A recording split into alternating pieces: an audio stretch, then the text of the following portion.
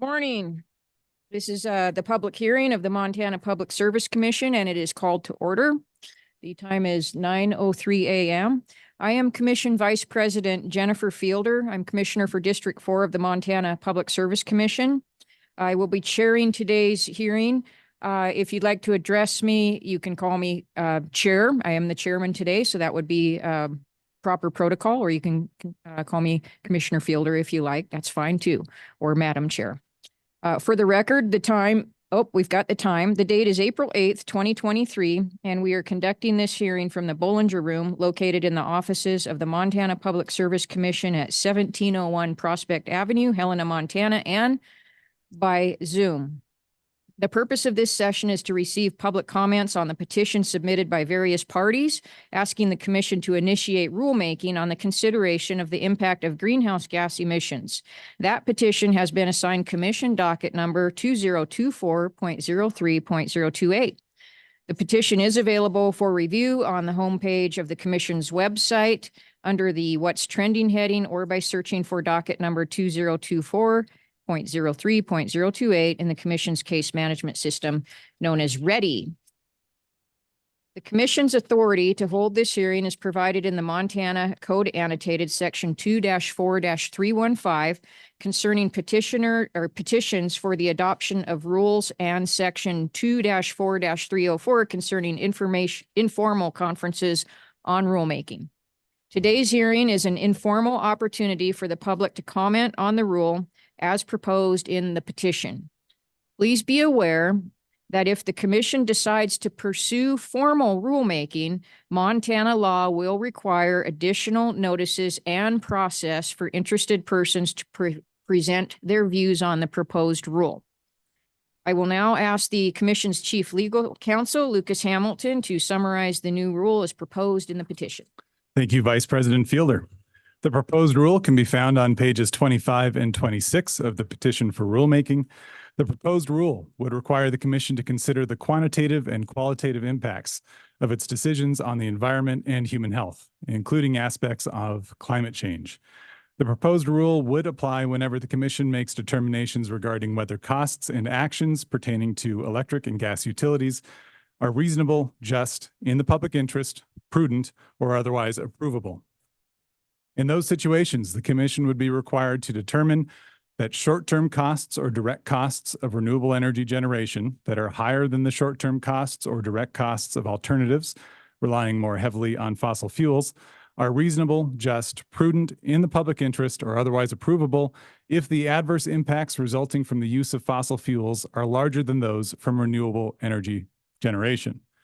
To determine the adverse impacts resulting from the use of fossil fuels, the proposed rule would require the Commission to apply the higher of the social cost of greenhouse gases established by the U.S. Environmental Protection Agency or the Federal Intra-Agency Working Group on the social cost of greenhouse gases at the time of the Commission's decision. However, the proposed rule also requires that the social cost of greenhouse gases shall never be less than a 2% near-term Ramsey discount rate for the U.S. EPA's November 2023 report on the social cost of greenhouse gases, estimates for incorporating recent scientific advances. In addition to this social cost of carbon, the proposed rule would require the Commission to consider any adverse impacts of greenhouse gas emissions on communities that are disproportionately impacted by such emissions and/or subject to historical inequalities.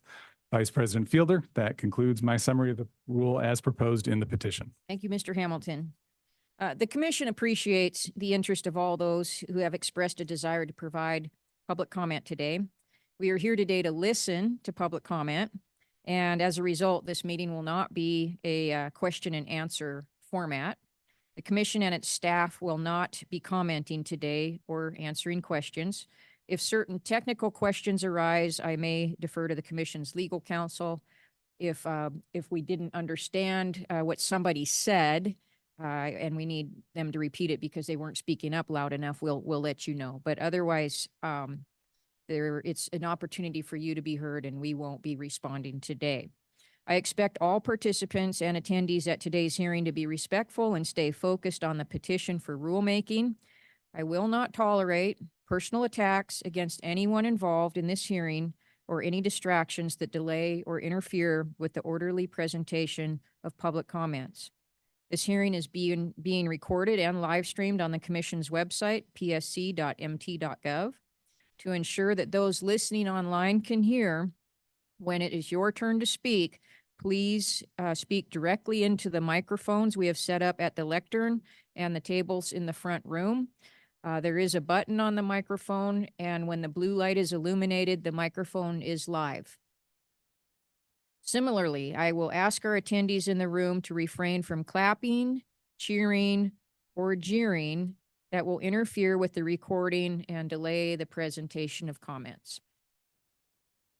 After today's hearing, the Commission will continue to accept public comment in writing and by phone. To provide public comment, please call the Commission at 1-800-646-6150.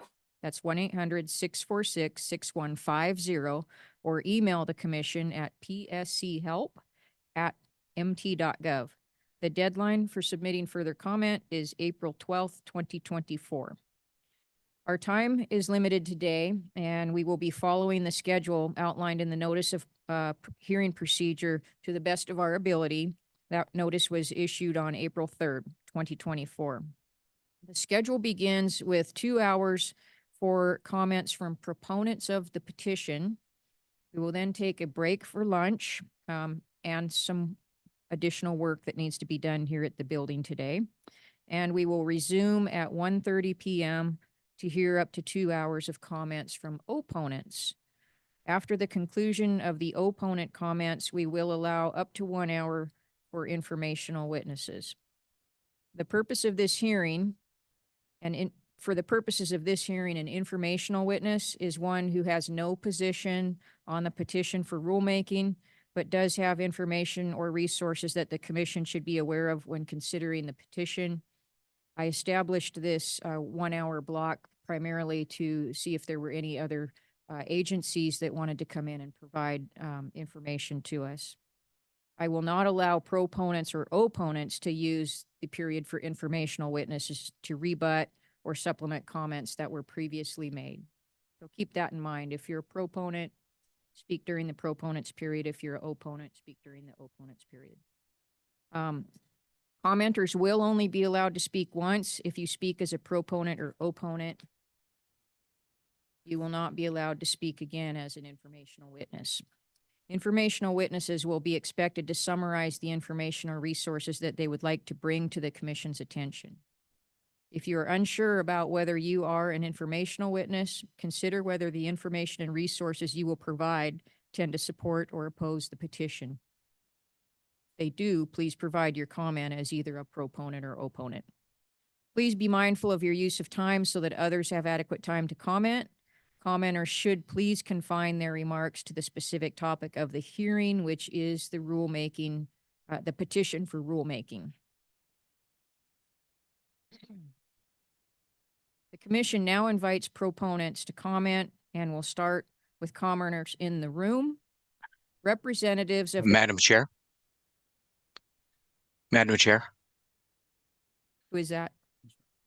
Commissioner This is O'Connor. Commissioner O'Donnell. Just for the record, could you show that myself is monitoring this hearing on Zoom? Thank you, Commissioner O'Donnell. We do have in the room Vice President Fielder, Commissioner Bukacek. We have online President James Brown and Commissioner Tony O'Donnell. Thank you for the reminder, Commissioner. Okay, so it's a little bit of a unusual request that came to us for this. The representatives of the petitioners have asked to use the first hour of the proponent's comment period to present their petition, and we have a 2 hour time block. This would leave approximately 1 hour for all other proponents to provide their comments. Can I see a show of hands of how many proponents in the room would like to comment today? Can we get a quick count? Not counting the petitioners.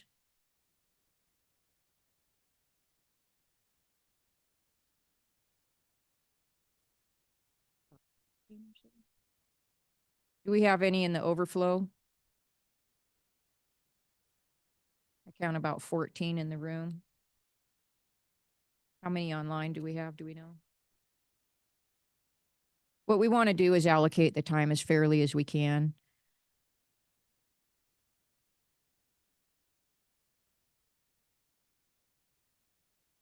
Okay.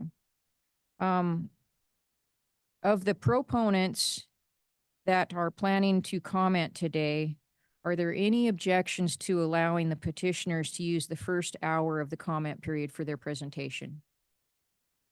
Okay, good. That's what we'll do then. The first hour will be for the representative of the petitioners.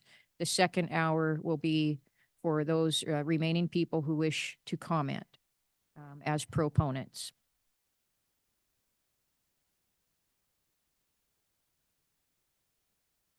Okay, in the interest of fairness and efficient use of our time today, I will call on the proponents in the order they signed up to provide comment.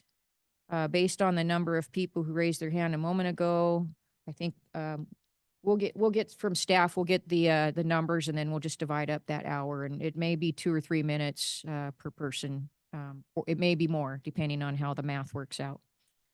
Please remember to speak into the microphone, state and spell your name for the record, and state where you are from. We don't need your physical address, just the town where you live, please. Please also identify any organization on whose behalf you are speaking, if that's applicable.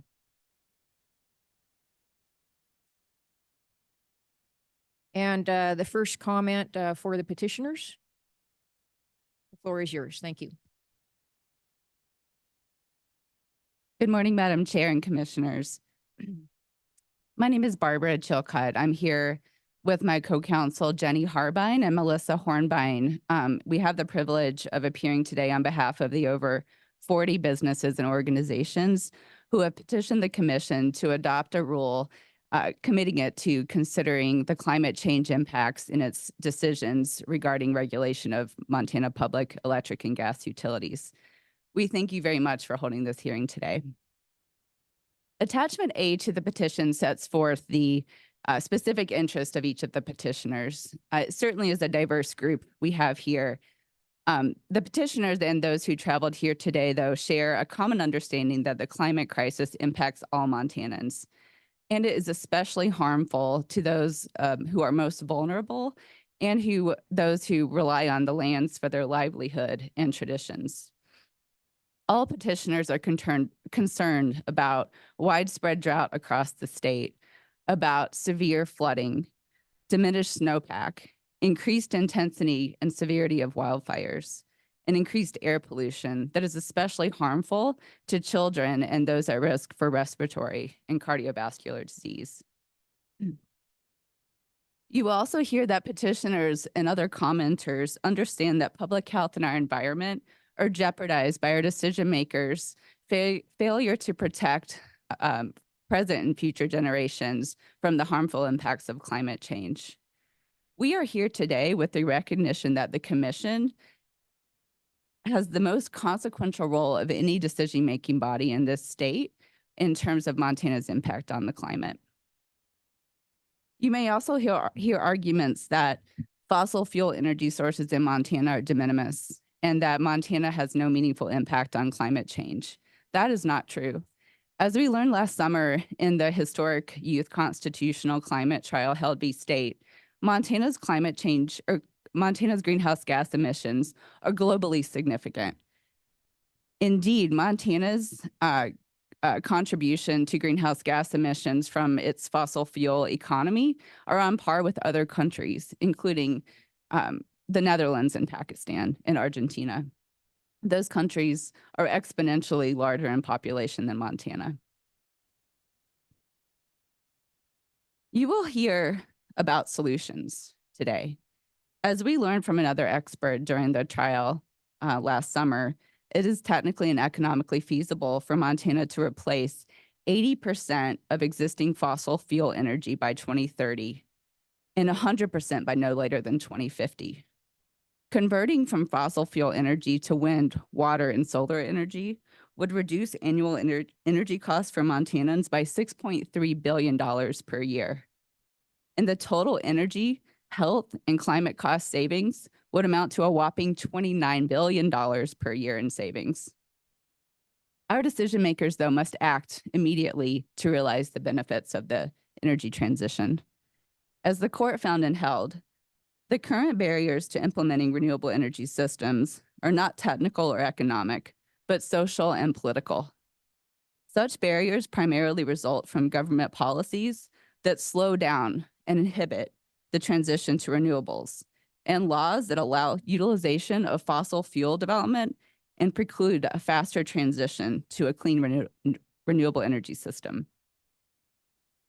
In recognition of the Commission's critical role in deciding which energy costs will be borne by ratepayers and its considerable control over the type of energy infrastructure and resources Montana utilities choose to invest in, and the climate impacts that result from those choices, the petitioners have joined together today to implore the Commission to do two things.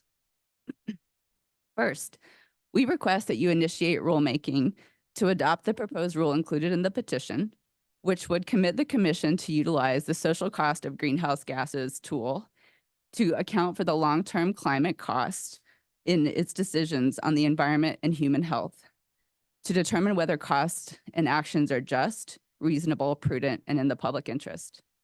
Second, in conjunction with this rulemaking, we ask the Commission to issue two declaratory rulings. First, that the Montana Constitution imposes an affirmative obligation on the Commission to consider the harmful climate impacts of its decisions, to prevent constitutional harm, and to protect Montana's fundamental right to a clean and healthful environment. Second, existing law that directs the Commission to regulate utilities in a manner that helps ensure a clean, healthful, safe, and economically productive environment that promote the public interest and ensure just and reasonable utility rates and practices requires a consideration of climate change and its harmful effects in Montana. I'll turn briefly to discuss the Commission's constitutional obligations and then turn it over to my co-counsel, Ms. Harbine, to discuss the Commission's statutory obligations. All Montanans enjoy the inalienable right to a clean and healthful environment under Article 2, Section 3 of the Montana Constitution. This is a fundamental right, and Article 9, Section 1 imposes an affirmative obligation on the part of state agencies, including the Commission, in carrying out its statutory duties to maintain and improve a clean and healthful environment in Montana for present and future generations. As affirmed by the court and held, a stable climate is essential to and included in the all-encompassing environmental life support system. It is well settled that the environmental protections in Montana's Constitution compel state agencies to take action to realize those protections. The degradation of Montana's climate and natural resources as a result of Montana's fossil fuel dependent energy system and its associated greenhouse gas emissions has caused and continues to cause catastrophic harm to present and future generations of Montanans. This harm is exacerbated by the continued burning of fossil fuels for energy and heating. This harm is not only unacceptable, it is unconstitutional. And this unconstitutional harm will continue if the Commission continues to ignore greenhouse gas emissions and climate change in its regulation of utilities. Therefore, the Commission must consider these impacts to bring its regulation of Montana utilities in line with its constitutional mandate. And now I'll turn it over to Ms. Harbine. Thank you.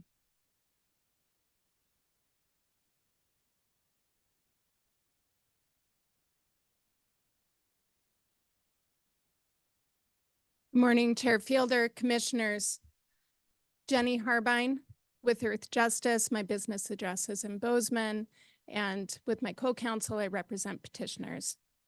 In addition to the Commission's clear constitutional obligations, the Commission has statutory responsibility to address the costs of climate change caused by its decisions on electric and gas resources in this state. The legislature conferred on the Commission the full power of supervision, regulation, and control of public utilities and broad authority to act in the public interest. While the legislature has an important and separate role to play in averting a climate crisis, this commission, the legislature has already enacted statutes that obligate this commission to protect ratepayers and all Montanans from the environmental and economic harm that may be caused but could be avoided by the commission's decisions. Among other things, in resource acquisition decisions, the commission, quote, must help ensure a clean, healthful, safe, and economically productive environment. Also, the commission must evaluate whether electric and gas resource investments by utilities are prudent and in the public interest. And the commission must establish utility rates and practices that are just and reasonable. Considering the climate impacts of fossil fuel resources advances the public interest by disclosing the actual costs of utility coal and gas resources. And to be clear, these are real and quantifiable costs, which, if ignored, will result in substantial and unnecessary harm to Montana ratepayers and the environment. You'll hear today about the climate change-related costs to public health, businesses, and the natural environment, which are already occurring and will worsen with time. And you'll hear that climate change also has significant consequences for the costs and reliability of electricity production in the state. Northwestern recently disclosed to the Securities and Exchange Commission that extreme weather events associated with climate change create significant risk for utility customers in the form of extraordinary gas and electricity demand and a corresponding inability or high cost to meet those demands, particularly where gas power plants compete for fuel necessary for heating Montanans' homes and businesses. And further, you will hear testimony about the cost advantages of clean energy resources, particularly when the costs and benefits of all resources are properly valued. Northwestern tells its customers they can reap the economic, environmental, and social benefits of a fossil fuel energy system, but they just have to wait until 2050. And in the meantime, Northwestern will continue to grow its carbon footprint. But it's this commission and not the utilities it regulates that has the responsibility to advance the public interest and to avoid unjust and unreasonable costs and risks to Montanans. And it cannot defer that obligation for decades. The commission should account for the costs and risks associated with greenhouse gas emissions from fossil fuel resources using its traditional rate-making and regulatory functions. These include commission oversight of utility resource planning and acquisition processes, decisions to compensate utilities or not for life-extending investments in fossil fuel resources and the high costs of fuel to operate those resources, and decisions authorizing utility issuance of securities and bonds. The Commission's exercise of its regulatory authority to properly consider climate costs would translate directly to economically and environmentally beneficial utility divestment from fossil fuel resources in lieu of cleaner and affordable alternatives. As you'll hear today, Montanans overwhelmingly urge this commission to join utility commissions across the country that are exercising leadership by accounting for the adverse climate impacts of greenhouse gas emissions resulting from their policies and decisions. Such actions are not only constitutionally and statutorily compelled, they make good business sense. The proposed rule will provide clarity and certainty for utilities as they chart their course for responsibly meeting Montanans' future electricity and heating needs, and it will put Montana on a new course toward a cleaner and brighter future. Thank you.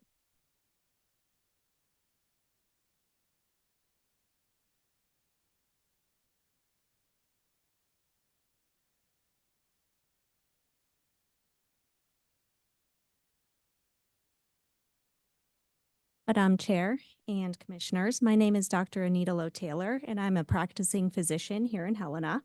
I serve on the board of Montana Health Professionals for a Healthy Climate and as a representative on the Medical Society Consortium in Climate and Health. And I actually rescheduled my busy clinic this morning to attend this hearing because this is such an important public health matter. Montanans have a constitutional right to a clean and healthful environment, and I am here to testify on the health component of that right. Fossil fuel-driven climate change directly harms human health. In fact, the WHO has declared climate change the greatest threat to global health of the 21st century. Already, at least 2 times more people die from heat in the US each year than the year when I was born, and Montana is heating faster than the national and global average. Over 9 million climate-related deaths per year are projected globally by the end of the century. These deaths come from extreme heat, which particularly harms older people, pregnant women, and children who cannot regulate their body temperatures as well. These deaths come from exposure to wildfire smoke that increases risk of lung disease and acutely increases risks of heart attacks and strokes. And these deaths come from more frequent and intense natural disasters like the 500-year flood we had in Yellowstone in 2022. Moreover, this isn't cheap. Climate change costs the U.S. an estimated $820 billion in health costs each year. That's billion with a B, which of course then contributes to the sky-high cost of healthcare that we all already face. Every year that we delay curbing emissions, we pay the price in dollars and lives lost. In this case, it's clear that an ounce of prevention is truly worth a pound of cure. A 2019 New England Journal of Medicine study that I often think about found that climate change could halt and reverse progress made in human health over the last century. But policies like the one before us now have the power to change that narrative and change that reality for our community. Our children and grandchildren will look back on these decisions and hold us accountable. I hope that when they do so, we will find them thriving and in good health. Thank you. I'm sorry, Ms. Lowe. Can we get the spelling of your name for the record, please? Yes, Anita is Anita, Lowe is Lowe, and Taylor is Taylor. And the place of your residence? Helena. Thank you.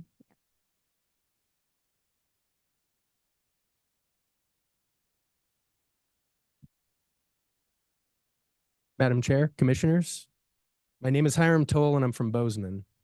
I represent Bridger Bowl Ski Area as the Director of Operations and the General Manager. Mr. Toll, can you also please spell your last name for the record? Towle. Thank you. Thank you. As a nonprofit ski area, Bridger Bowl has served Montanans for nearly 70 years.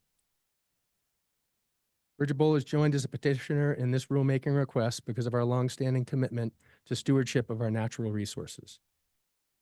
The very same resources that allow us to sustainably operate a ski area for future generations.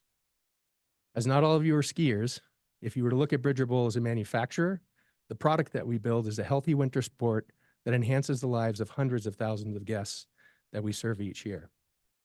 The raw materials we use to produce this product are all affected by climate change, and we're experiencing some serious supply chain issues. The first raw material is the mountain itself. The majestic Bridger Range with its striking stand of trees that protect the slopes and ski lifts from wind and erosion. These trees are threatened more and more each year by climate-driven wildfire. The trees are drought-stressed and suffer from beetle damage that is a growing problem due to climate change. Bridger has narrowly escaped devastating wildfire several times. Tragically, other ski areas in the West have suffered catastrophic losses of not just trees, but buildings, equipment, and income. These losses have resulted in escalating insurance costs for all ski areas. Bridger Bowl's insurance has doubled over the past few years and now represents $1 million on our annual budget. The next raw material and the most important is snow, which is in dangerously short supply. This year was a glaring example of that. For snowmaking, we rely on limited water sources that are heavily affected by reduced stream flows and aquifers caused by earlier runoff and summertime drought. Machine-made snow has become essential to build an early season base that allows us to get open and provide our product to the community. The natural snow that falls from the sky and the snow we make both rely on low temperatures that are becoming more and more unpredictable and unreliable. Consideration of climate change is a significant part of our master planning, just as it is for businesses globally. In fact, we're currently undergoing a new master plan development, and future capital projects must be viewed through the foggy lens of a bridge or range with less snow. Each department is seeking ways to adapt to and mitigate the growing impacts. Our award-winning programs cover more than 100 different initiatives, including on-site renewables such as our 50-kilowatt solar array, our biomass boiler, and free public transportation. This year, Bridger started the season on the lowest snowpack in their history. Teton Pass opened for only 4 days before they had to close for the entire season. Blacktail had their latest opening in history, and all ski areas suffered in some way from this dry and warm season, including Discovery, Red Lodge, Maverick, and Turner, to name a few. These areas are critical to economic development and the health and well-being of their communities that they serve. And it's a disservice to Montanans if the economic and environmental impact of climate change is not part of utility regulation. Thank you for your consideration.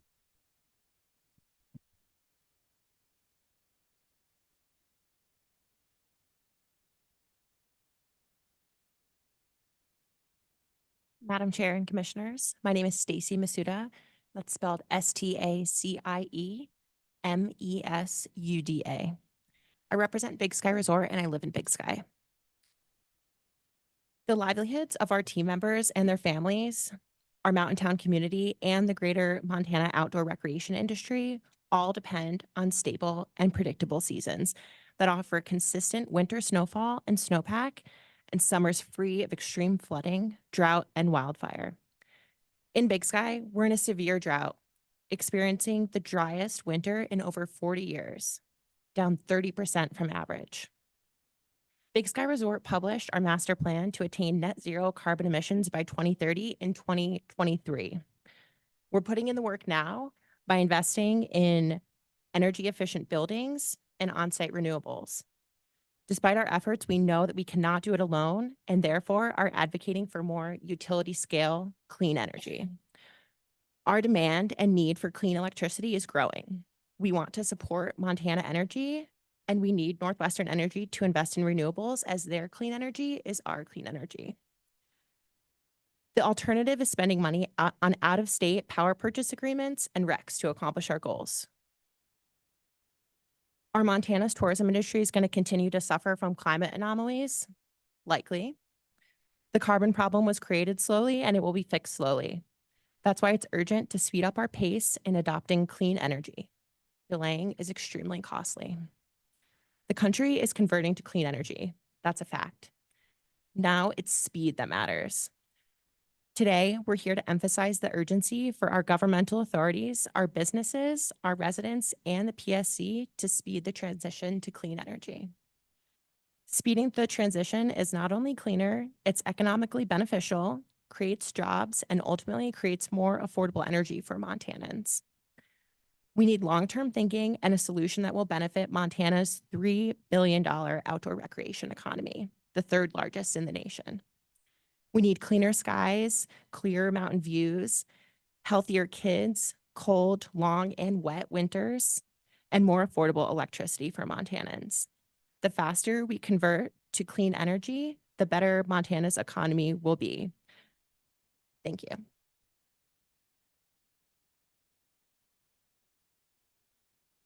Morning. My name is Michael Hudson, Hudson, Missoula County. I'm with Families for Livable Climate.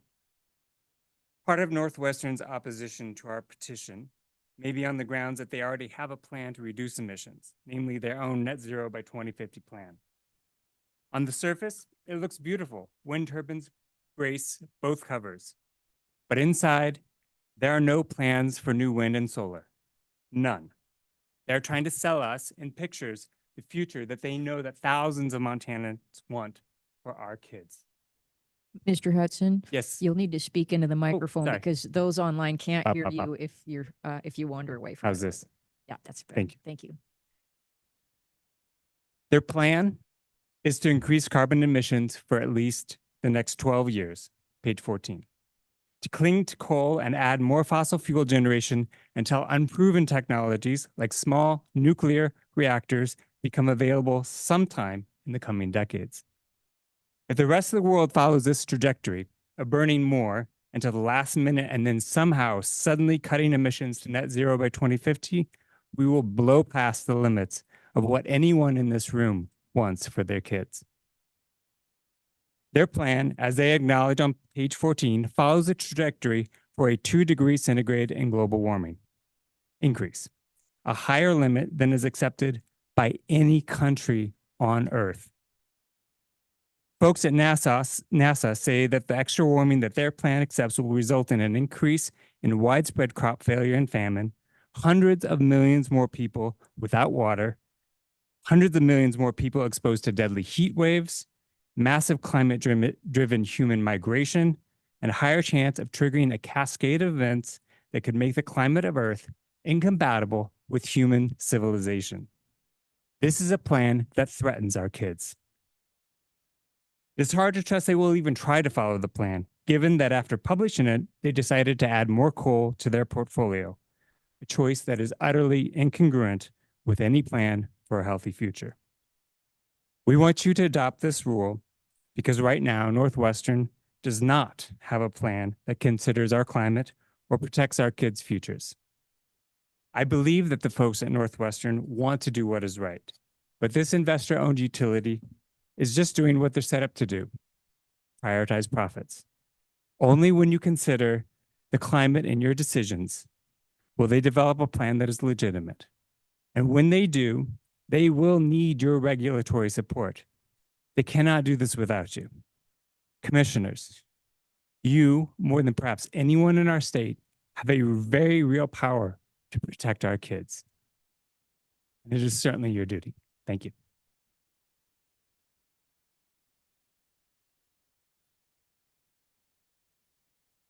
Hello, Commissioners, Madam Chair. My name is Eva Molina. That's EVA-MOLINA, and I'm from Bozeman, Montana. I'm 23 and a recent college graduate, and I'm standing to give testimony for Gallatin Valley Sunrise. To give a voice for young people like me who have come of age in the face of a future where the land is sick, the climate is unstable, and the water is poisoned. Young people now grappling with economic insecurity. We have grown up learning the science of climate change and its roots in human activity. Physically and psychologically, we are suffering. So how are we supposed to pursue our dreams of becoming actors, artists, business owners, and entrepreneurs under these circumstances? Right now, folks generations older than us disregard the real economic, health, and environmental effects of the current course. Northwestern Energy's 2023 SEC filing recognizes that climate change will cost Montana businesses in manifold ways. These are entrepreneurs young and old. Yet the company plans on continued gas investment, regardless of long-term impact. We are bewildered by this disregard not only for our air and waterways, but for economics itself. My peers and I are here today because we will be the ones to bear the financial and environmental burden of poor choices. Adopting this rule is an opportunity to say to Montana youth that we deserve the same freedoms your generation experienced, that you care about us, that you are proud of your duty to defend our rights. Today in this room, we want to be having conversations of possibility, of generation, of new opportunities. We really need to be looking straight at the threats to our habitable environment and work together to envision and enact solutions that will allow us to live healthy lives well into the future. We must all be stewards of the land and our shared dependence on it. We must create a future where social and economic well-being is prioritized over short-term profits. A future where we, all people, are treated with equal value and our resources are protected. We ask you to join us in looking forward. We ask you to consider the consequences of taking no action. Indeed, the choices we make today will shape our future, all of our futures. In 10 years, my peers and I want to be able to enjoy a walk with friends after a good day of work. We want to be able to talk with them about art and exciting outdoor pursuits at Big Sky and Bridger Bowl, without worrying if we will be the last generation to do so. Thank you very much.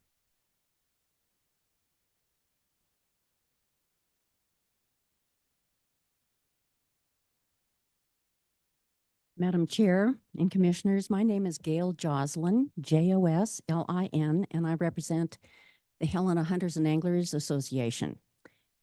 Although we at Helena Hunters and Anglers Association are a contemporary hunter conservation organization, our hunter roots take us back into deep, even ecological, archaeological history, where we evolved from a profound connection to our landscapes.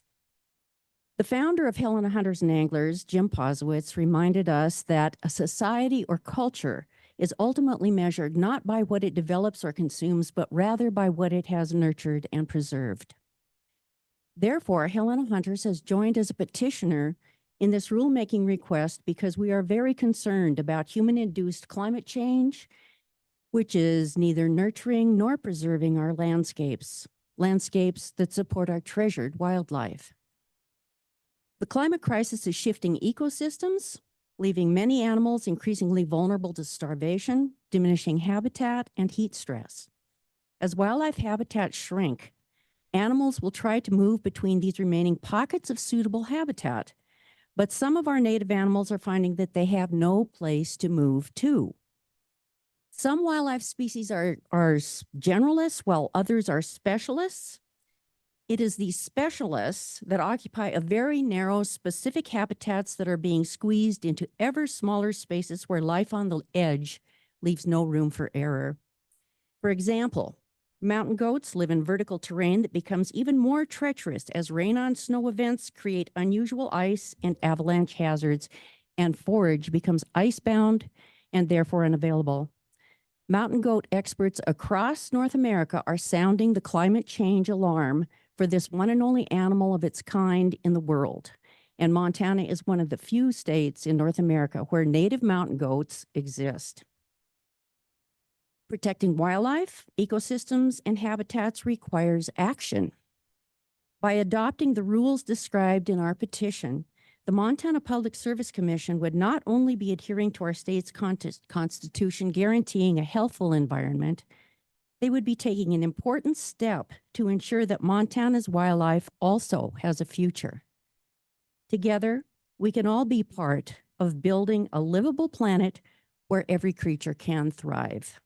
Thank you.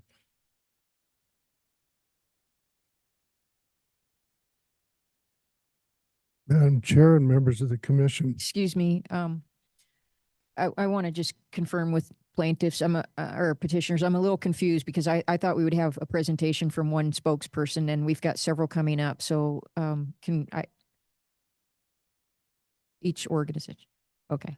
Okay. Are we still on? Okay. Thank you. I'm sorry. Go ahead. Madam Chair and members of the commission.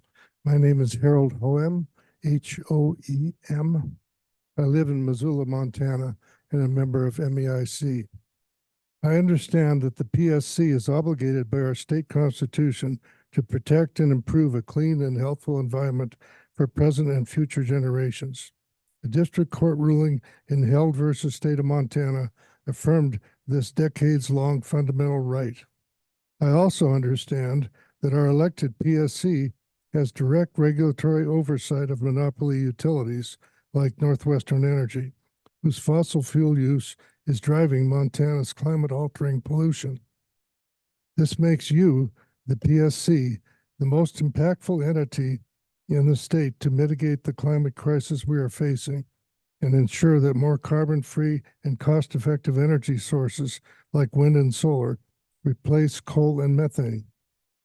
Renewable energy sources can support a reliable grid when integrated with storage and regional sharing arrangements.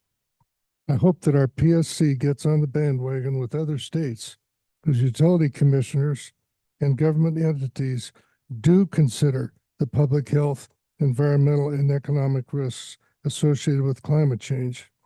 Further, it is imperative that the PSC look closely at what monopoly utilities like Northwestern Energy actually do and not just what they say.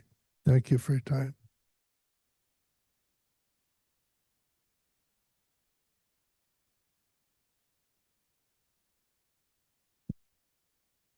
Madam Chair, Commissioners, my name is Kyle Unruh, last name Unruh.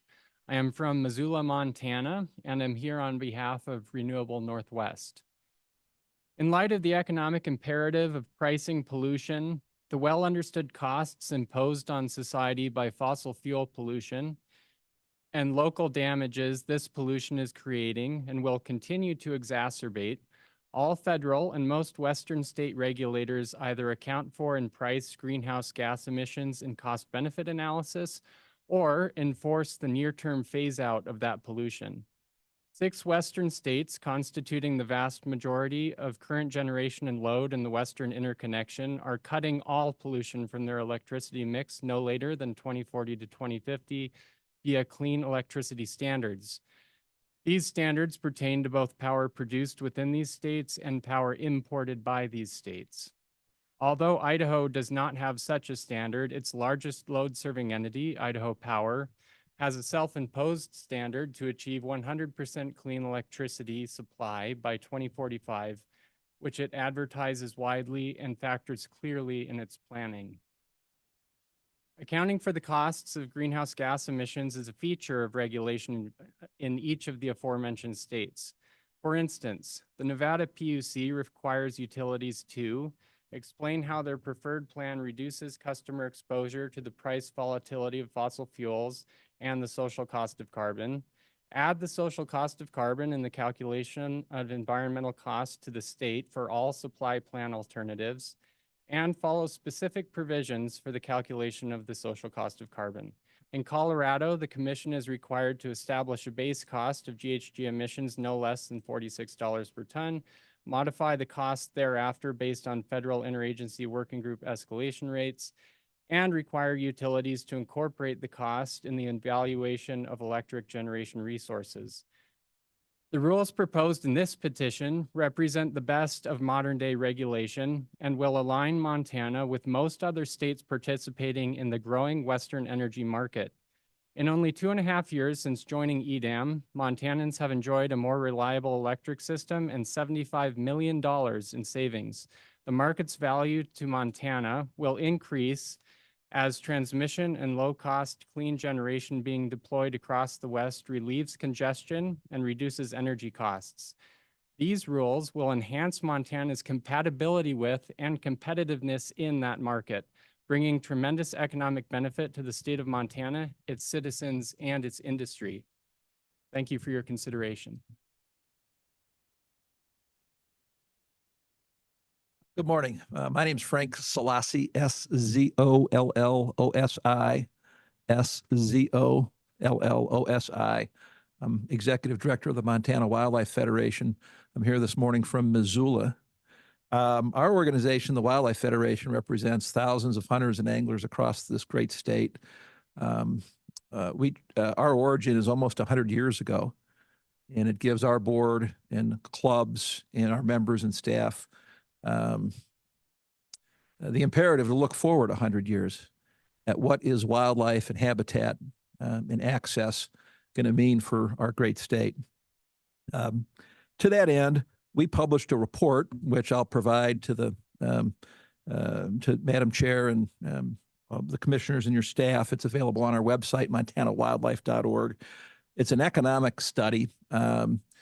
The outdoor recreation industry in Montana contributes a percentage of GDP that's second only to one other state.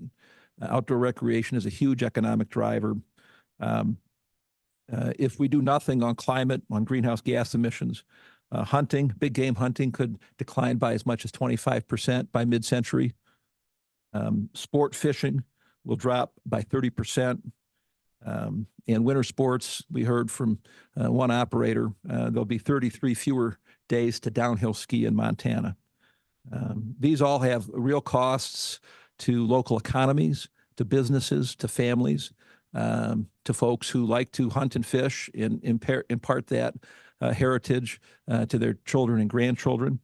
I would ask the commission and the commissioners and the staff to look at this as an opportunity.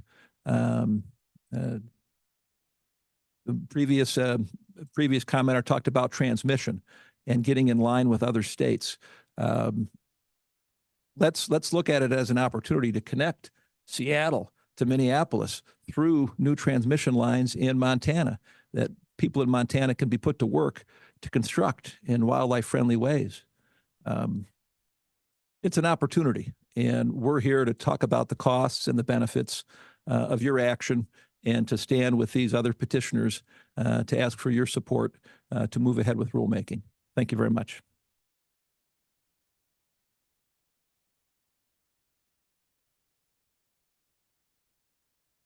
Good morning, Madam Chair and Commissioners. My name is Amy Sullenberg. That's AMY-CILIMBURG,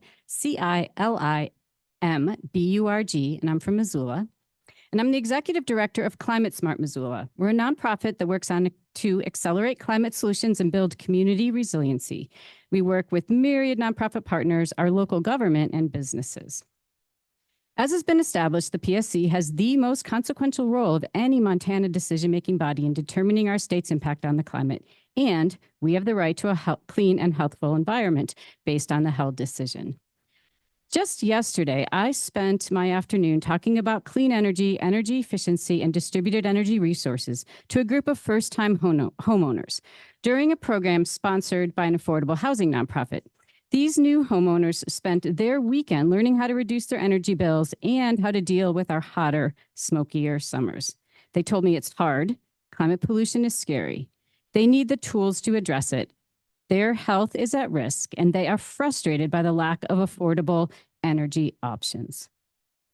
Although there are things individuals can do, the lack of rules, support, and systems to help them, indeed help all Montana residents, businesses, and governments avail themselves of efficient and renewable energy, are woefully inadequate.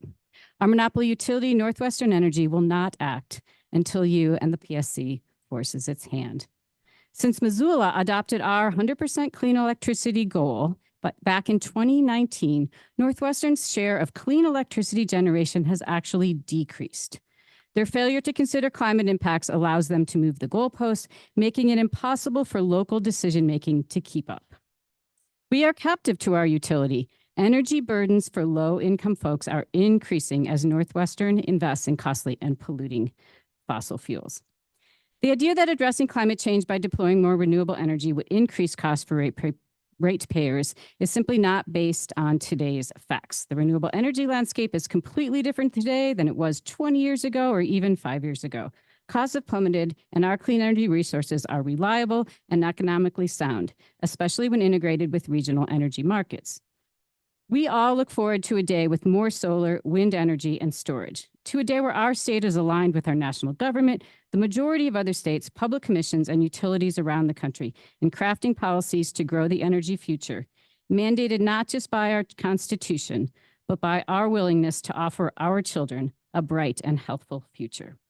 Thank you for doing your part to get us there.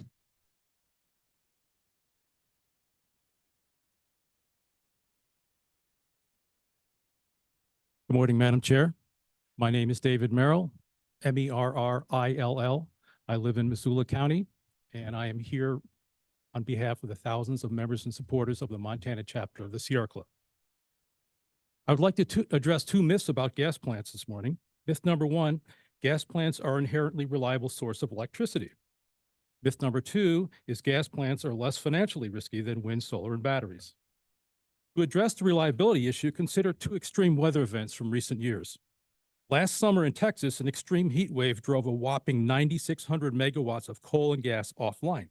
That's right, at a time when Texas was warmer than 99% of the planet, coal and gas plants stopped operating. That could have been a life-threatening disaster, except the past couple of years, there's been a huge build-out of solar, wind, and batteries in Texas.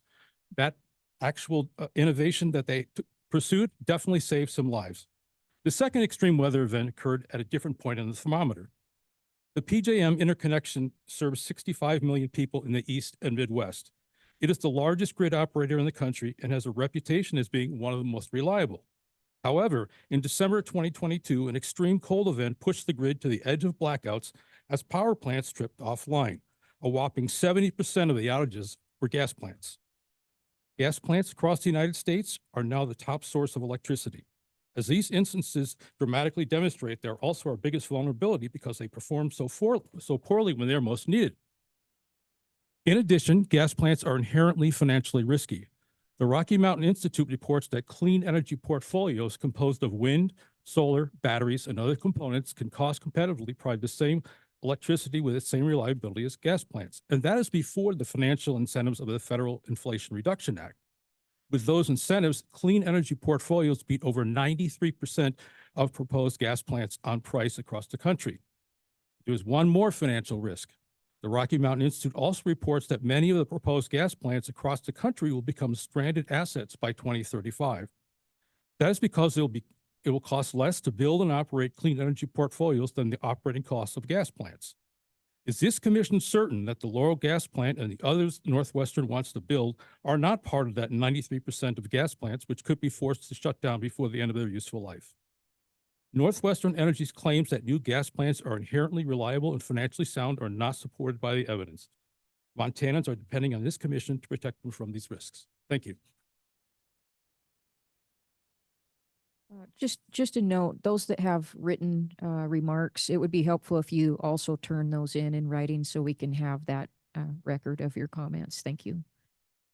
Hello, Madam Chair and Commissioners. I'm Tim Holmes, Holmes, from Helena, and I'm representing the Northern Plains Resource Council, proponents of the petition before you today. In the 1970s, Montana farm and ranch families, among others, pioneered our organization into the conservation group that it is today, united by the belief that Montanans are stronger together. Our shared commitment extends to our land, water, air, and our unique way of life. We love the out of doors, which is really good because Montana has so much of it. Our mission centers around mobilizing Montanans to safeguard the land that we cherish, while also advocating for a healthy, localized, and sustainable economy. The climate crisis casts its shadow over all Montanans, disproportionately affecting those who rely on our land and natural blessings for their livelihoods. We firmly believe that family-based sustainable farming and ranching contribute positively to Montana's economy, environment, and rural communities. Indeed, Montana thrives when Montana farms and ranches flourish. While some argue that climate change will usher in a lengthier growing season in Montana, this is highly unlikely. Instead, we anticipate rapid spring growth followed by increasingly hot and arid summers. Elevated CO2 concentrations pose significant stress on plants, favoring invasive species and those unpalatable to livestock. The impact extends to grain production as well, resulting in a projected loss of 25,000 jobs and $736 million in labor earnings by mid-century. This devastating blow affects the entire Montana economy, and particularly those of us who derive our livelihoods from outdoor pursuits, as you've heard this morning. As stewards of the land, we must remain vigilant. Yet the risks and challenges don't stop there. An MSU survey from 2017 revealed that climate change also takes a toll on the mental well-being of farmers and ranch families. A staggering 3/4 of those surveyed expressed anxiety about the future due to climate change. This urgency rivals the loss of grasslands, wildlife, water, and family farms and ranchers. Together, we strive to safeguard Montana's legacy and ensure a sustainable future for generations to come. We depend on you for passing this resolution. Thank you.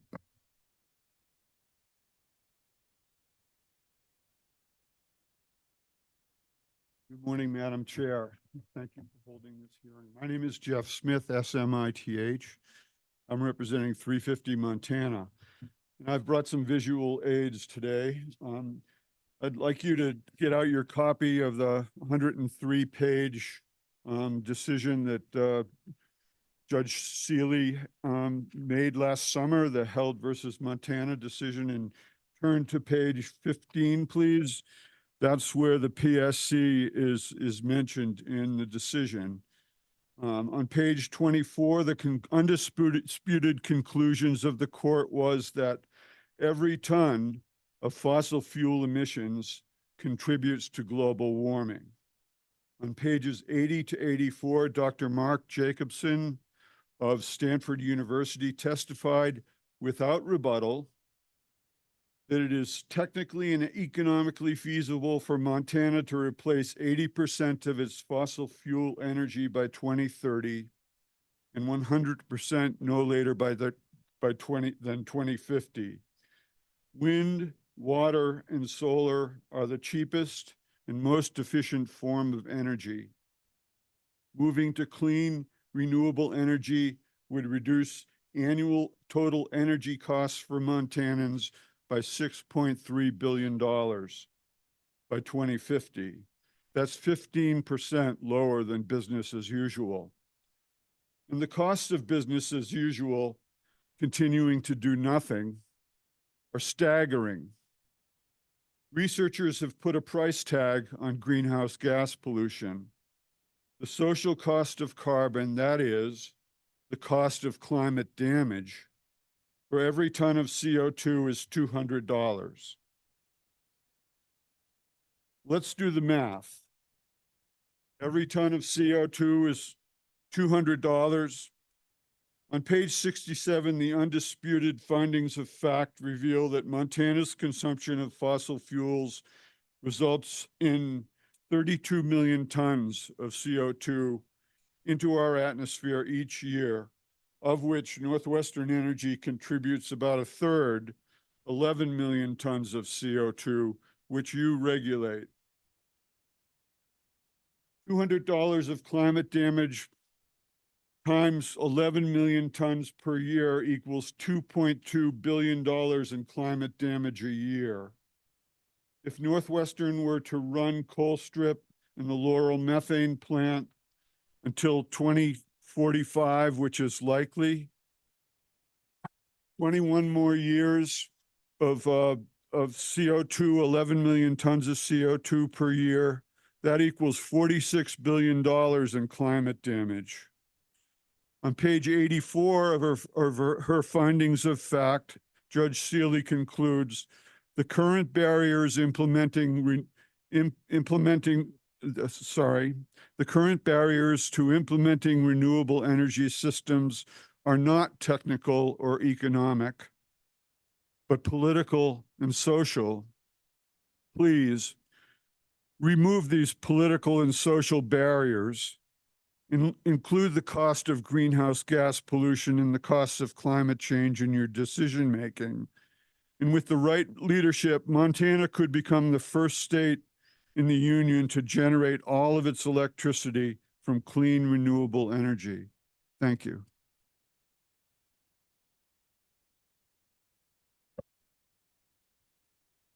Chair Fielder, members of the commission, good morning. My name is McKenna Sellers. That's SELLERS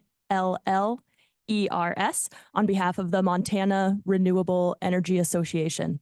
Thank you for the opportunity to comment this morning on docket 2024.03.028 and for the commission's responsiveness and accommodations for a very large crowd interested in this rulemaking. So I thank you for that. Our association represents the businesses contributing to utility scale and the distributed clean energy industry, as well as energy efficiency, building performance, and clean tech sectors. As a petitioner, we concur with much of what has been said by prior proponents, but our interest in this rulemaking can be distilled to one simple premise. Certainty in the business environment drives economic development, and certainty drives jobs. This rule, if taken up by the PSC, will provide the clarity that my members need as we determine the appropriate places to develop Montana's vast natural resources like wind, solar, and battery storage. According to the U.S. Energy Information Administration report from earlier this year, electric generation through solar is expected to be the leading source of power generation growth in the U.S. through 2025. That jumps from 95 gigawatts of generating capacity to 174 gigawatts of generating capacity to 2025. We're talking battery storage. The EIA projects nearly double the capacity based on additions nationwide from 17 gigawatts to 31 gigawatts. Those are huge investments nationwide. And now if we're talking about on a smaller scale in Montana, there's clear opportunity for long-term good paying jobs in the renewable energy sector. Having this new information through rulemaking will help the commission's prudency tests on what would be just and reasonable rates, and it will also help our members in determining what would be appropriate for development in the state. So we appreciate your time and very much encourage the commission to take up this rulemaking. Thank you.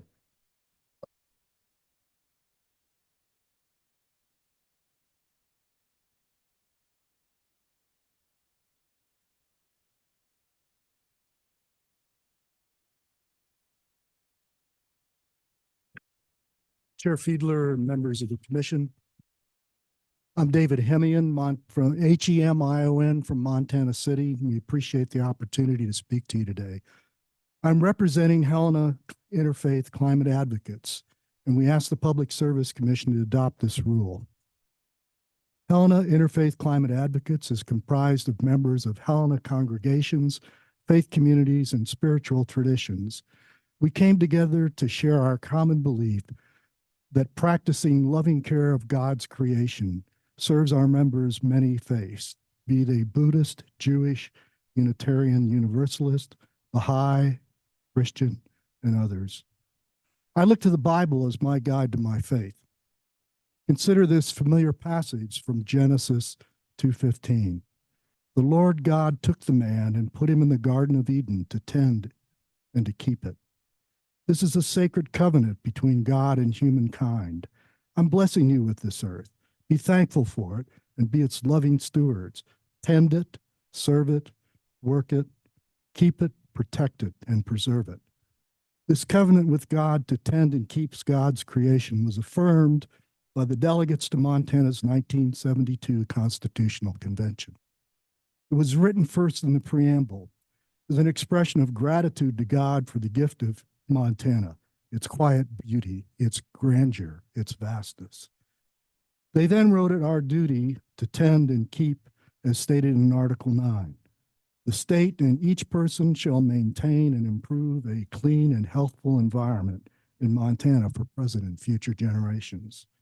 The legislature shall provide adequate remedies for the protection of the environmental life support system from degradation.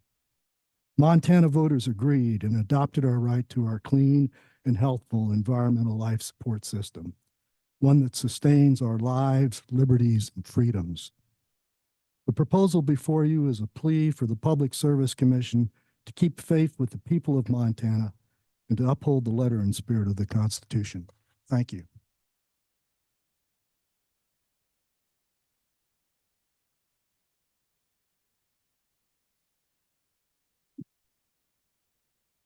Good morning, Madam Chair. My name is Hannah Fisher, HANNAHFISHER,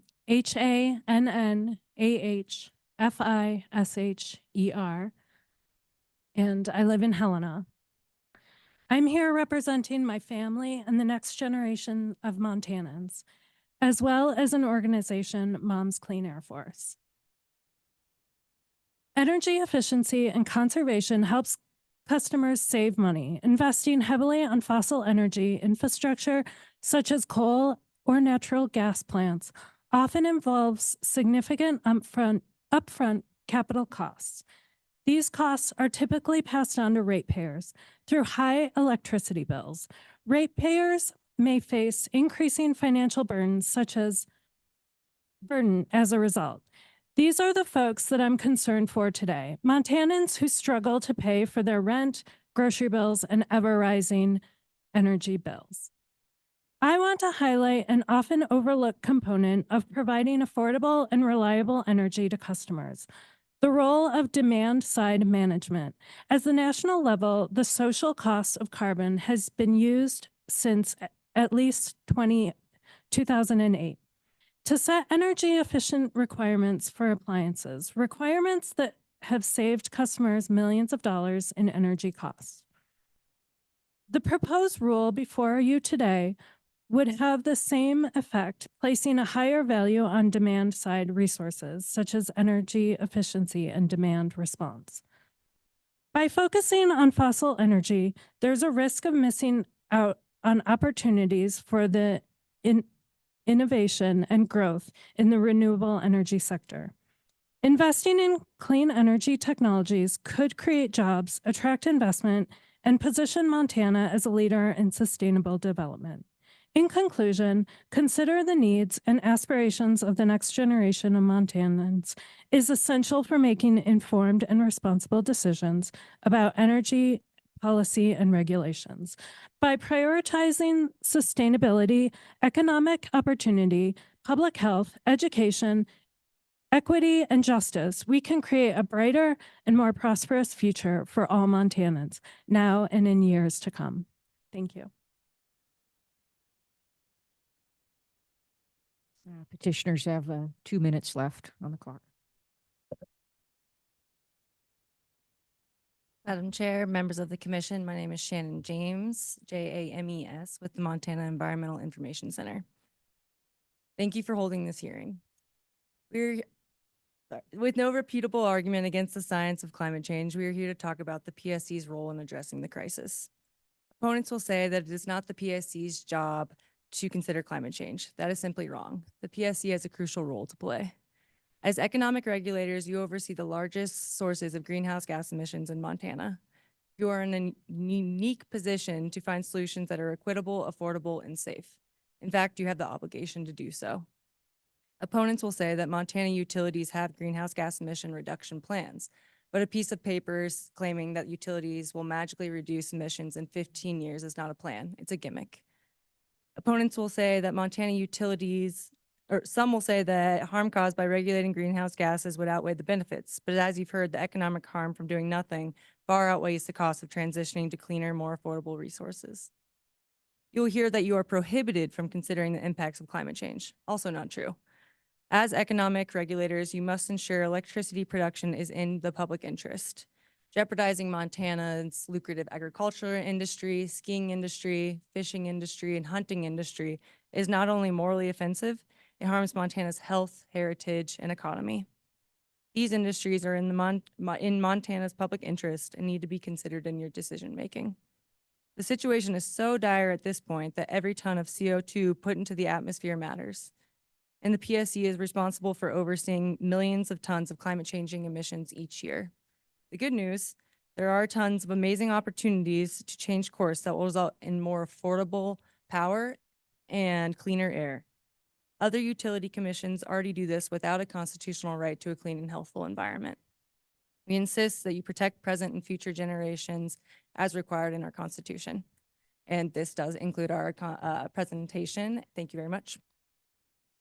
Thank you, and my compliments to the petitioners for the exactness of the time limit. Thank you for that. Yeah, that is worth applauding. Okay, now several people in the room who had raised their hand earlier have now spoken. So can we get a new count of who is in the room that's a proponent of the petition who still wishes to speak? 1, 2, 3, 4, 5, 6, 7, 8, 9, 10, 11, 12, 13, 14, 15, 16. There's some people in the overflow room, about 10 in there. And then there was a number online as well. So what I'm going to ask is if you have already come to the commission and commented, we've been having public comment at each of our meetings. We always do. And so we've heard from several people on this before. So if you've already commented, would you please consider maybe refraining today and allowing others that haven't had that opportunity to go ahead and speak? And if we do proceed with the rulemaking, of course, there will be additional public comment processes that are provided. So with that number of people, we're going to ask you to try to keep your comments very, very brief. If you agree with what's been said, you can just come up and say your name and your town and that you agree with what's been said before and need not repeat that. That will help allow time for those that would like to bring up any new points for us. So with the number that we have, we're looking at about a minute apiece right now, and we'll see how that goes. And if we get too close to the end of the time and everyone hasn't spoken, we'll just simply have to take your name and whether you and you can state that you're a proponent for this, and then you're welcome to turn in your comments online by email or by phone to the commission. Okay. Any objections to that? Okay. Seeing, yes, sir.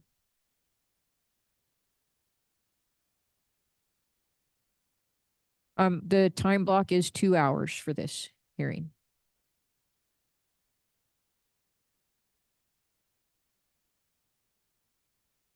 Okay. Ms. Hedges, we did give the plaintiffs this 1 hour block with ample time for those people to speak with the understanding, and there was no objections at the beginning that the last hour would be allocated evenly behind those are still Yeah, there's quite a few on Zoom. So, yep. But I think the petitioners have had a fair opportunity to present their comments today.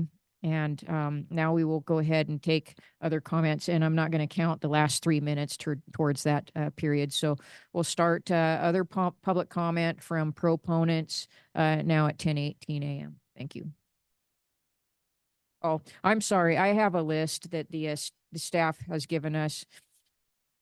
Actually, the first on the list is Dr. Ed Berry, and we'll just go in order of those who signed up to comment. Dr. Ed Berry.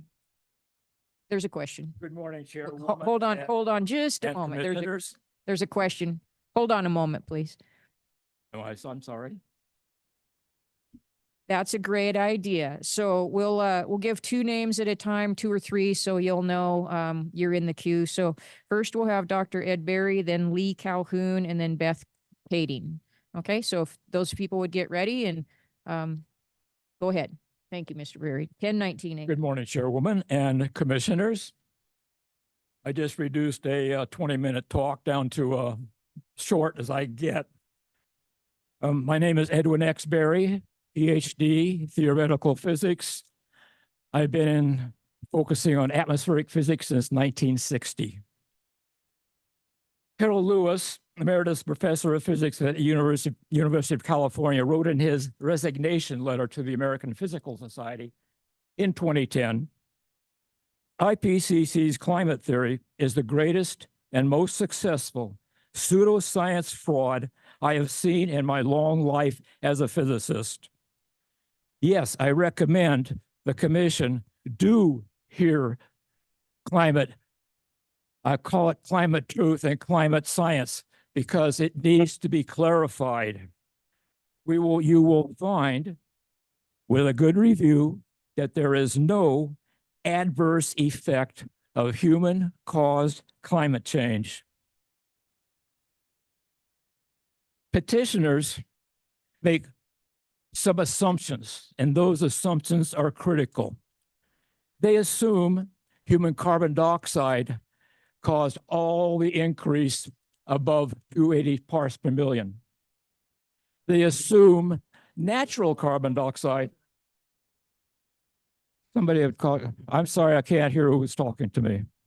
We're going to let the man speak. He signed up as a proponent for us to proceed with the rulemaking. So, Mr. Berry, you're going to have to wrap up because we're about 45 seconds. I'm sorry. I need help in hearing because I can't hear your voice and my ears aren't very good.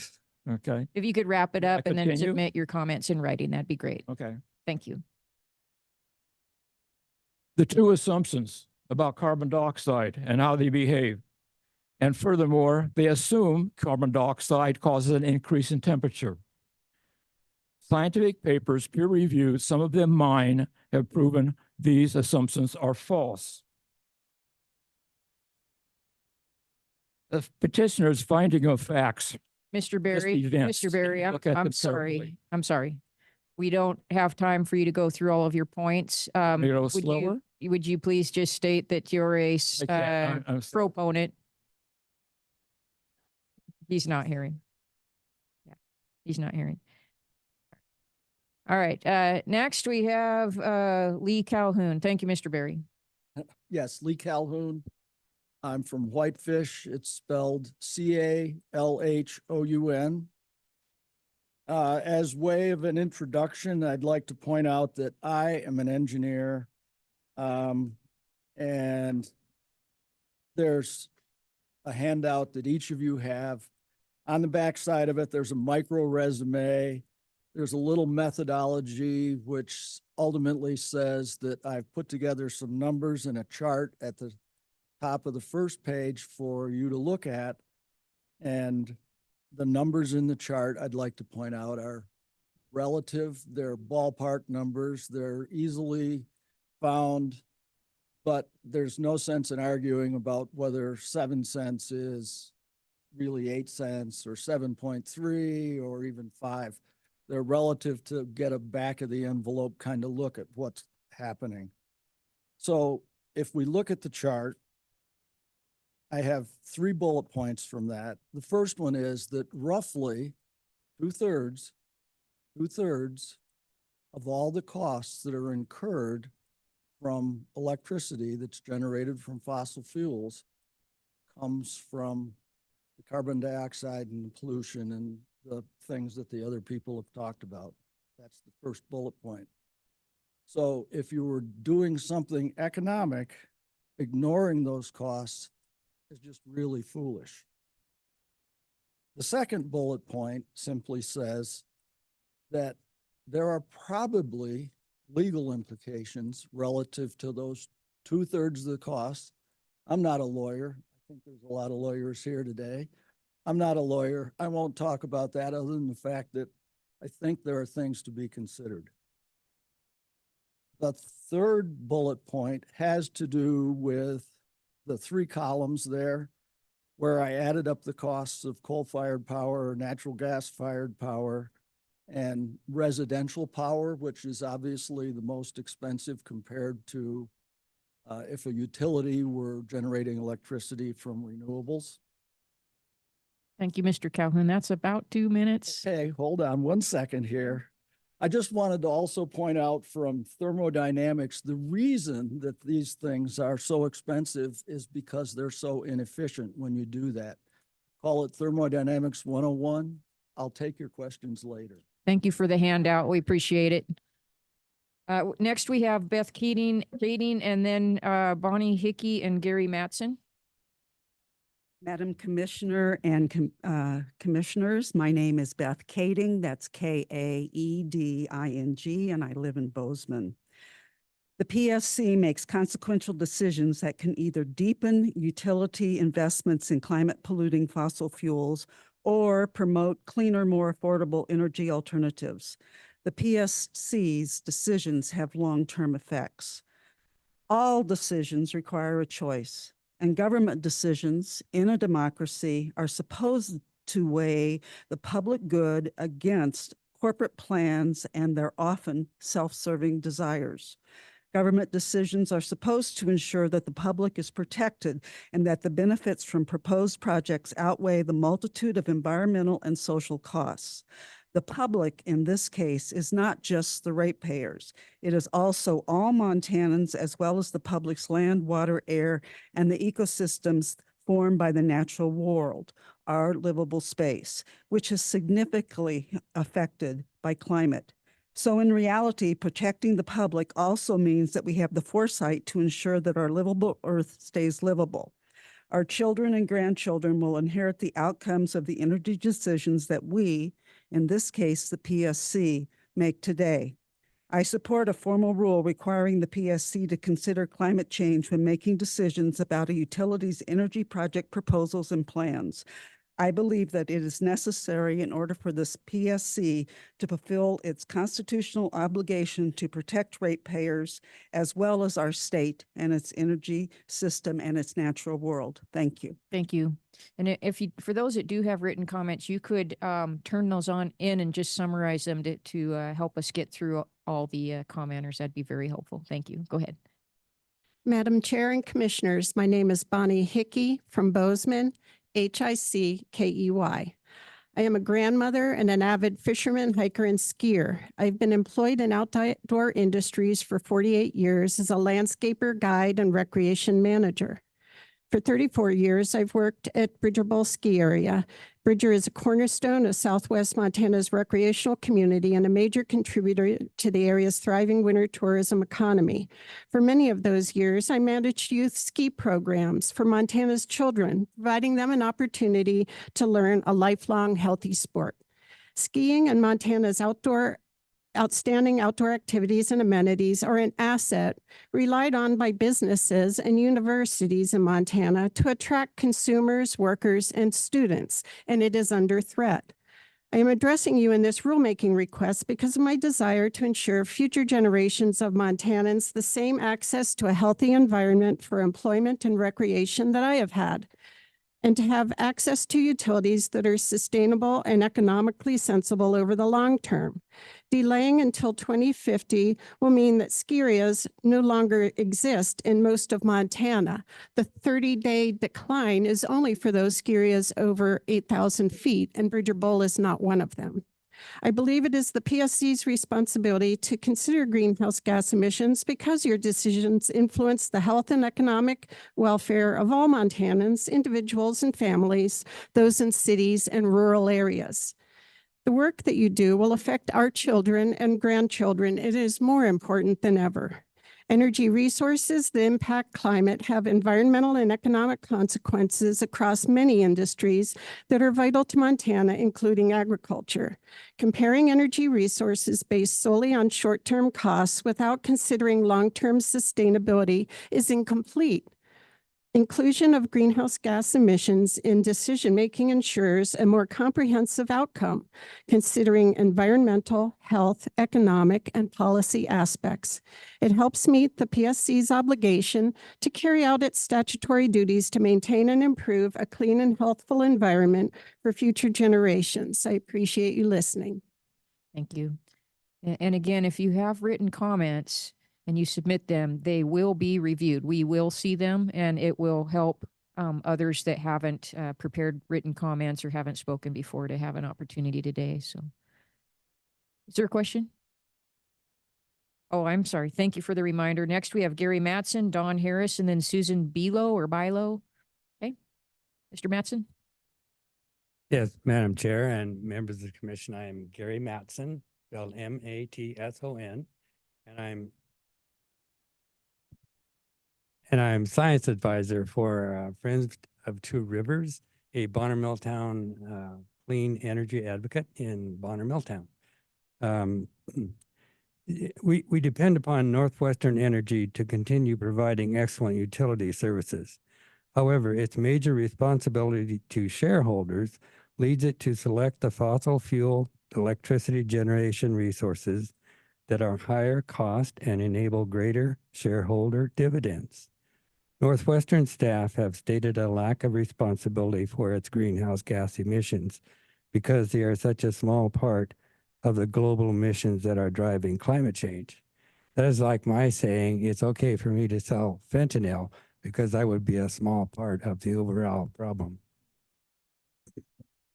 The Public Service Commission is responsible not to Northwestern shareholders, but to Montana citizens. If the commission adopts the ruling proposed in the petition, the result would be a better understanding of the true costs of electricity generation and would demonstrate the need to select generation resources that protect Montanans' climate, lives, and livelihoods while remaining affordable and reliable. Thank you for this opportunity to comment. Thank you. Don Harris? Thank you, Don Harris, Clancy, Montana. Spelling is on the sheet. Everyone in here who supports this, please raise your hand. Everyone who votes, please raise your hand. Okay, so I'll try to get through this. Apparently Northwestern Energy is so emboldened that they build a $283 million gas plant without approval. What audacity. Who gets away with this? It's crazy. It's estimated that it'll produce 800,000 tons of greenhouse gases per year, and it's only 42% efficient. Where's the rest go? The rest is heat, it's CO2, and it's poison. 62% or 68% of it is going up in the air. If you think that's bad, let's look at coal strip. Now, the trains that go through Helena carrying coal, 130 cars. Coal strip 3 and 4, 3 strings of those a day. A coal car carries 100,000 pounds of coal. You can fact check this. One of those every 4 minutes. Every 4 minutes, 100,000 pounds of coal ends up in our atmosphere.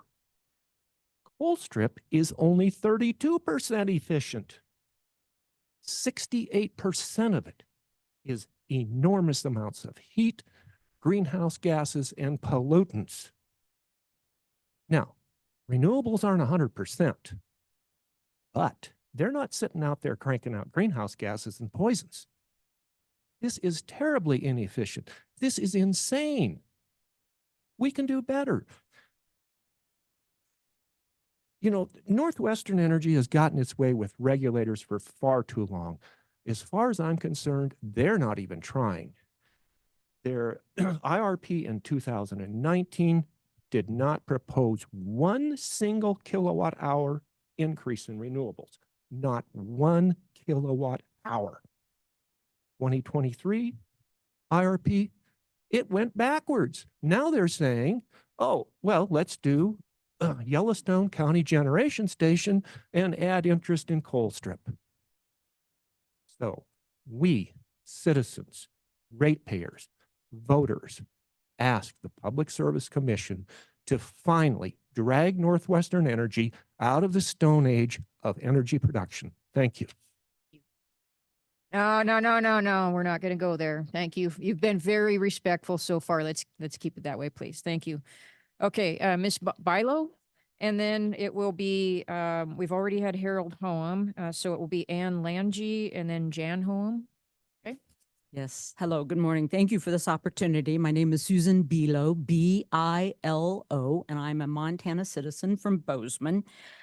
7 years ago, Montana citizens and organizations expressed interest in receiving information on climate change, including historic variability, past trends, and future impacts as they relate to the economic concerns regarding agriculture, water, and our forest.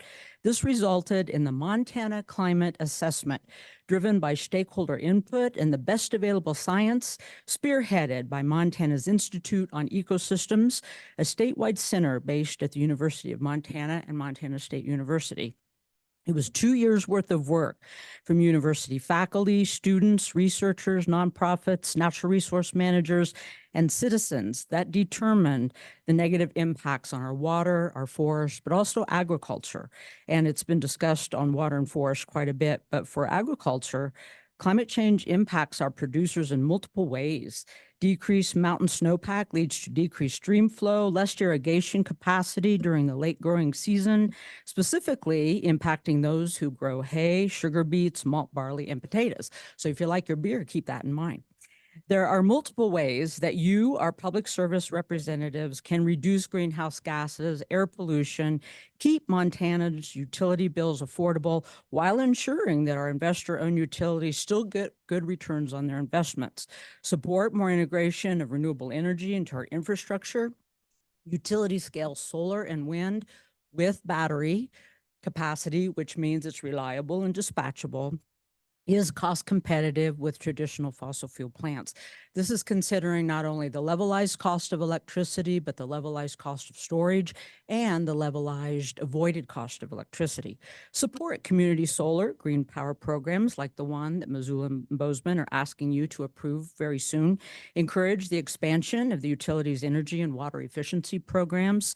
Please support fair and reasonable qualifying facility terms and support our investor-owned utility participation and Western organized energy markets, where Montana can strategically trade energy to reduce volatile market prices.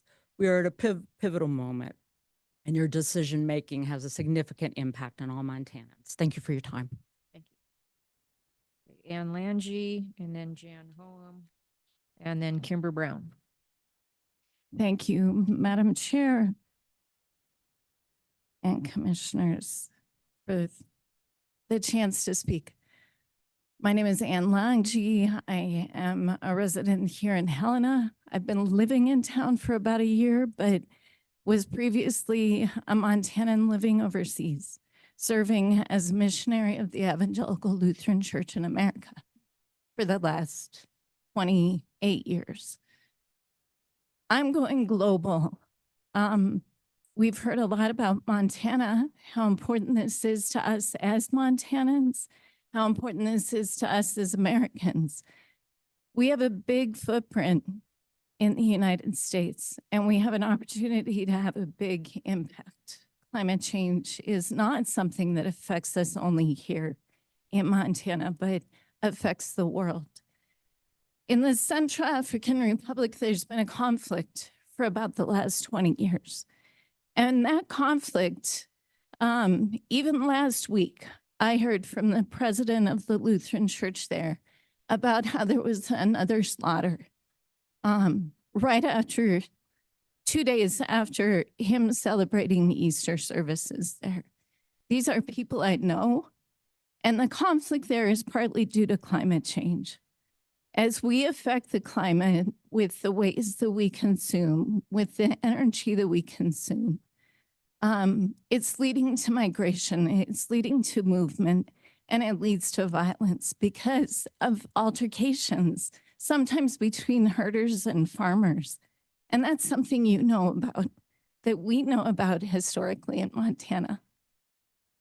I encourage you not to lose sight also of how the decisions that are made here have an impact beyond our borders. Thank you. Thank you.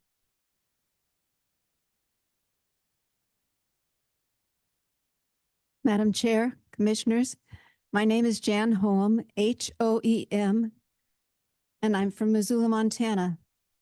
Northwestern Energy's burning of coal and methane is harming the people of Montana. Toxins released by that burning pollute our land, air, and waters, and they have serious impacts on people's health. Children are the most vulnerable age group. Why? Because they breathe more air per pound, are more active, and their lungs are still developing. The closer they are to a coal-fired power plant, coal cars, or methane burning, the greater the risk. For all of Montana's open space and beauty, our asthma rate is 1 in 12, close to the national average. And it's not just asthma, but birth defects like smaller lungs and developmental problems. Some asthmatics become respiratory cripples as adults, with arrested lifestyle punctuated by medical emergencies. It's children's health and our own that I'm talking about. Please lend your weight to rapid development of cleaner and healthier energies. Thank you. Next, we'll have Kimber Brown, and then we're going to go to Carly Bryant and Tim Skufka. Morning, Madam President, members of the commission. I did actually give public comment when we first gave this to you guys in February. I am just here again to give my utmost support for every member that is here today, anybody that is online and gives you written comment as well. Thank you. Thank you.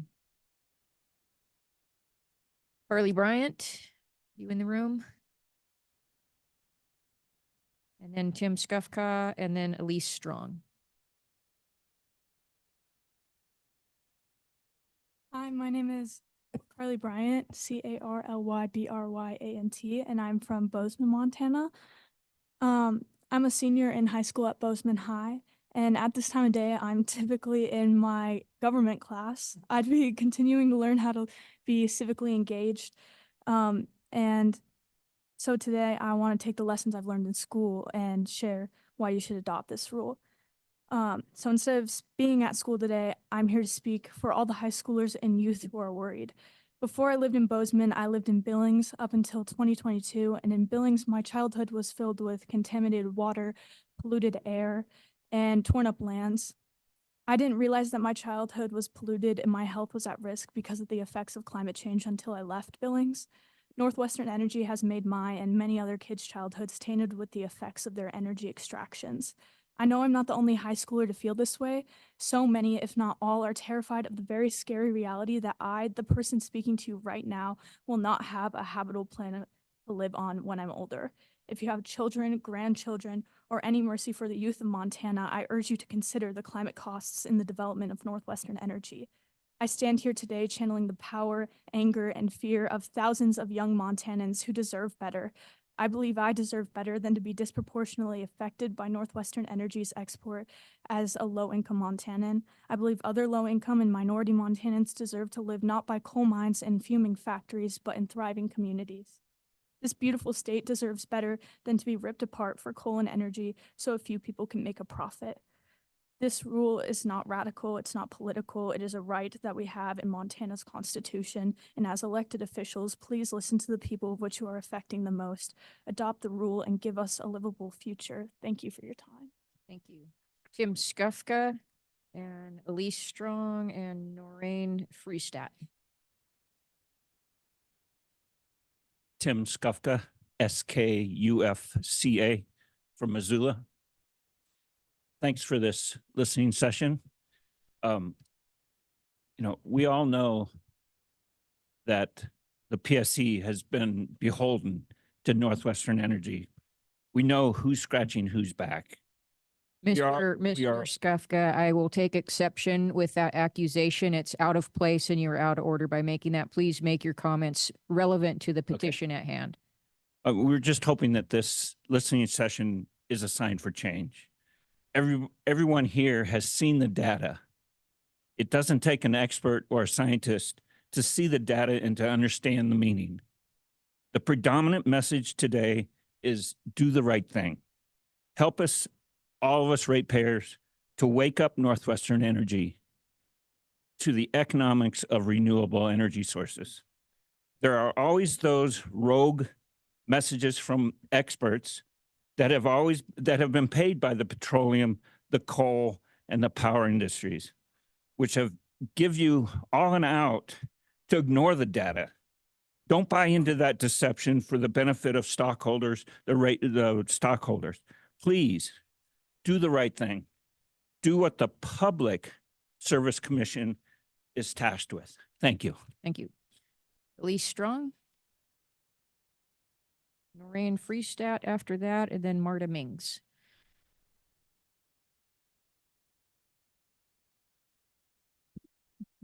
Good morning. My name's Elise Strong, Strong, and I'm from Bozeman. I just really want to thank you all so much for your service and for listening today. I grew up in the Flathead, and every year the grade schoolers would all get to go to Glacier Park. And then when you were in 8th grade, you got to go to Butte for a field trip, which was really exciting. I don't need to tell you that things have changed a lot. So when we used to go to Glacier, it was always freezing cold and there was never anyone in the parking lot. It was all totally empty and there were tons of glaciers, right?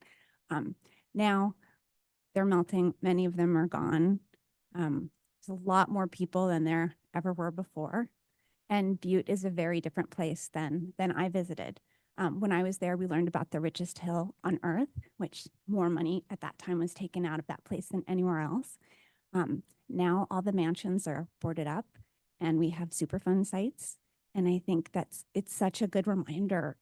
Every time I drive through Butte, I think of this is what happens when we fail to think of the long term, when we just think of profits right now, and when we let business just make the decision and we don't also think of people. There's a lot of people in this room today that will be paid to tell us, Montanans, that it's in our interest to continue to unnecessarily pollute our environment. Those of us that are here on our own dime, we know that that's not true. Those other voices will tell you that Montanans are divided, but we're not. We all breathe this air, we drink this water, we hunt and fish and we hike, and we are together in this. It is true that this is a really tough job for you guys. It's a weight and it's hard to spend the time and to learn and to listen and to keep your ears and hearts and minds open. And so I'm just really ask of you all to please do that today. Please especially listen to those whose livelihoods depend on the long-term health of the soil and the water. Please listen to the youth because they're going to be here a lot longer than me or you, and they'll have to deal with what we decide. Thank you so much. Thank you.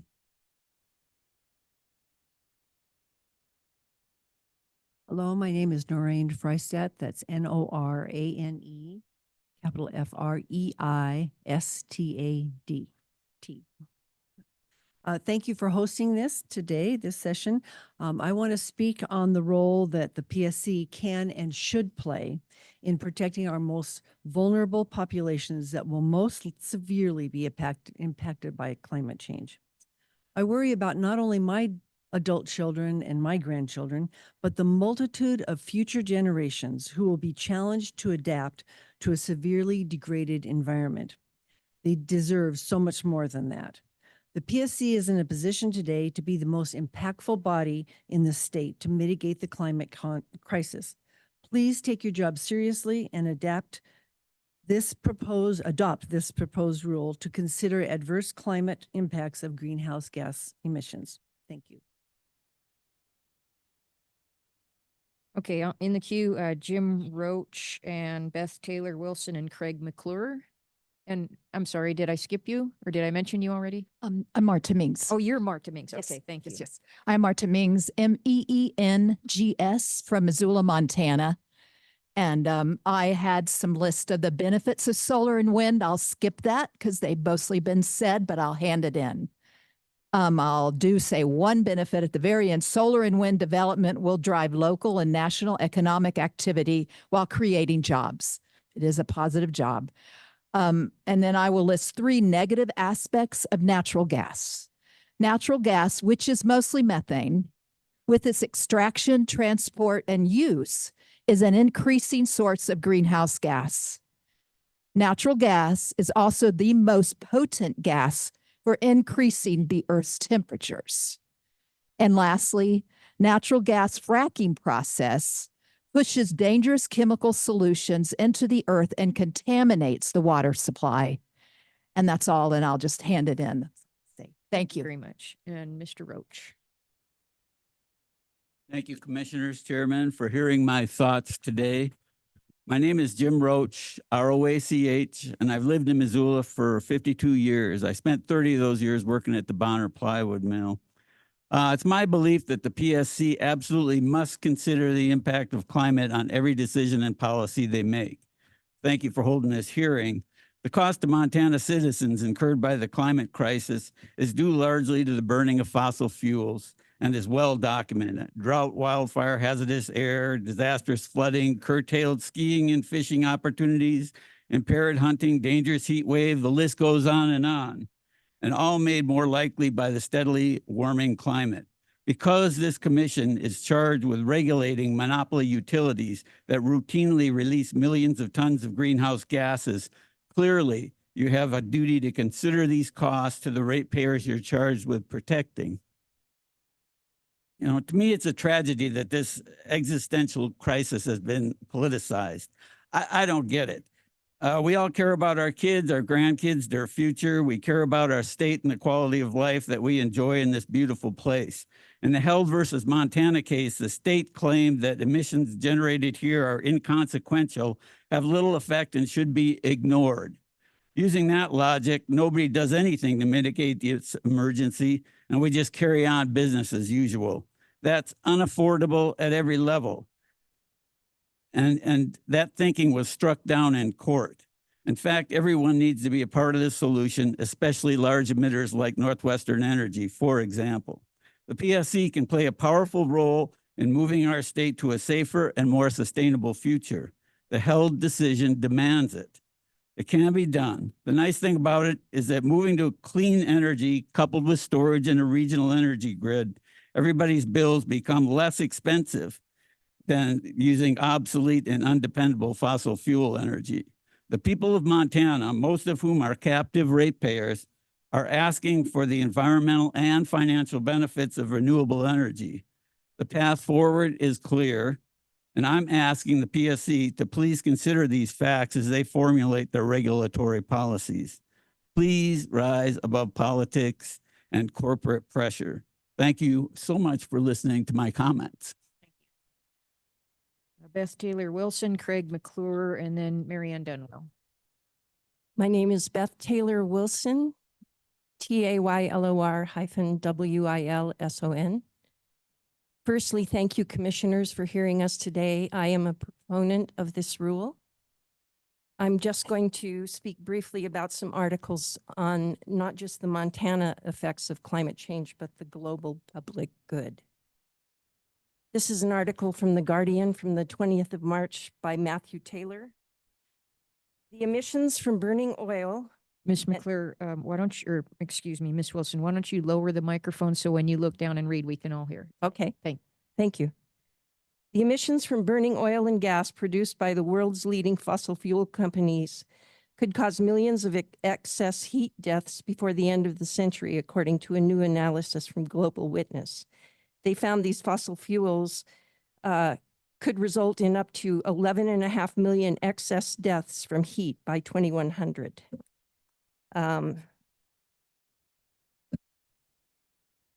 Intense and deadly heat waves have hit almost every continent over the past few years, sparking wildfires and causing hundreds of thousands of excess deaths related to heat. The heat-related deaths in the United States rose by 95% between 2010 and 2022.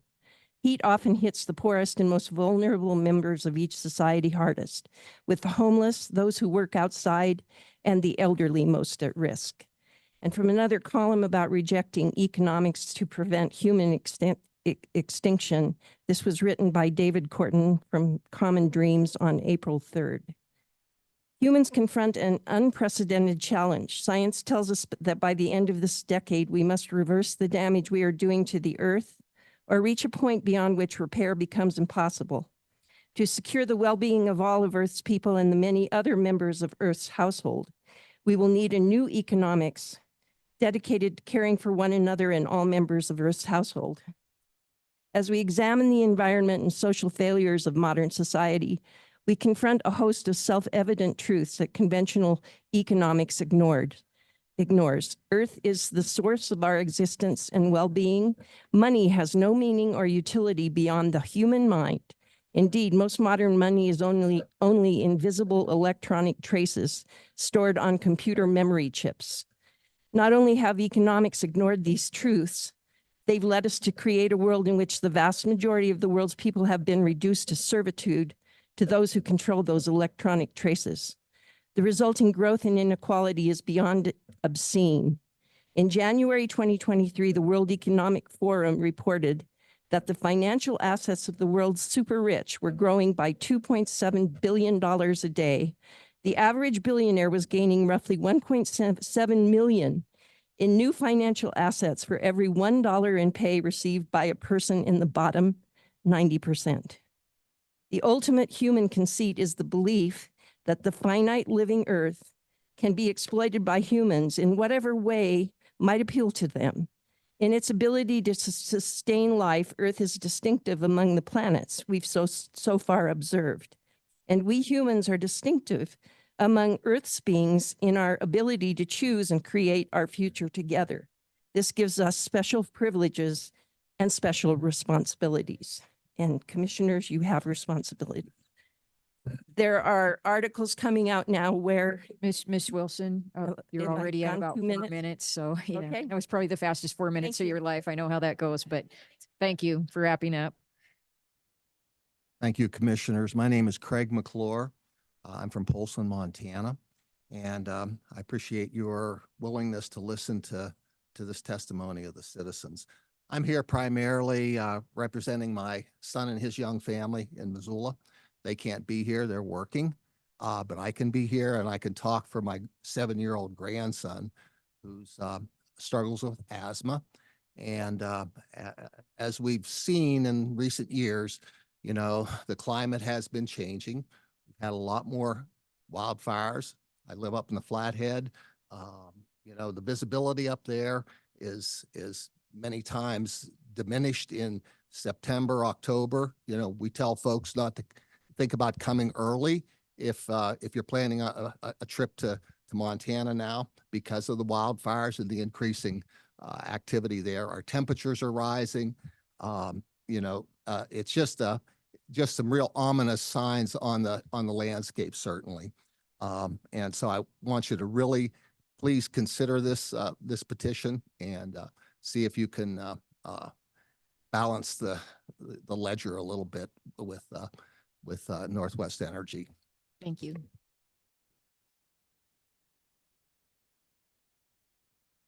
The next in the queue here, we've got okay. We've got Marianne Dunwell, and then I think we've heard from Winona Rachel several times already. So we'll go on down the list to. Okay, we've got more in person here. Excuse me. So we'll go to, and Winona will certainly give you a chance here at the end, but let's go to those we haven't heard after Miss Dunwell. So that will be Abby Husath and John Lund, Shirley Atkins, Sonia Borneman, Cassidy Reeves. They're online? Oh, okay, thank you. That's what staff's trying to tell me. We're going to go to the people in the room before we go to online.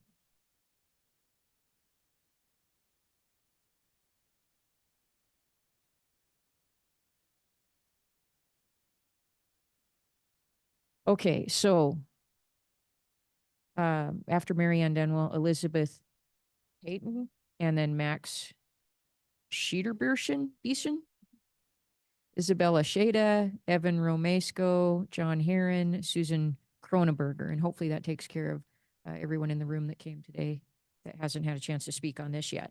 Thank you.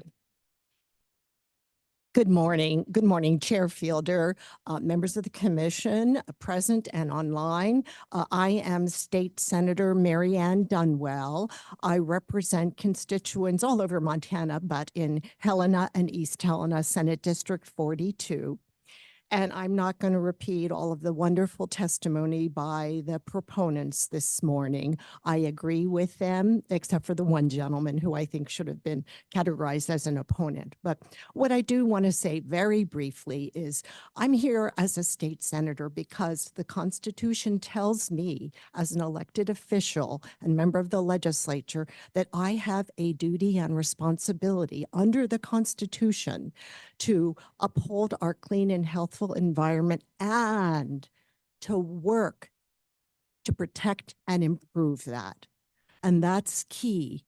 As you know, as elected officials, you took an oath to uphold that very same Constitution. So I appreciate you doing the work today and hearing all of the proponents and the great things they had to say, very important things, impactful things, important to our future generations. And so thank you. Thank you for this hearing.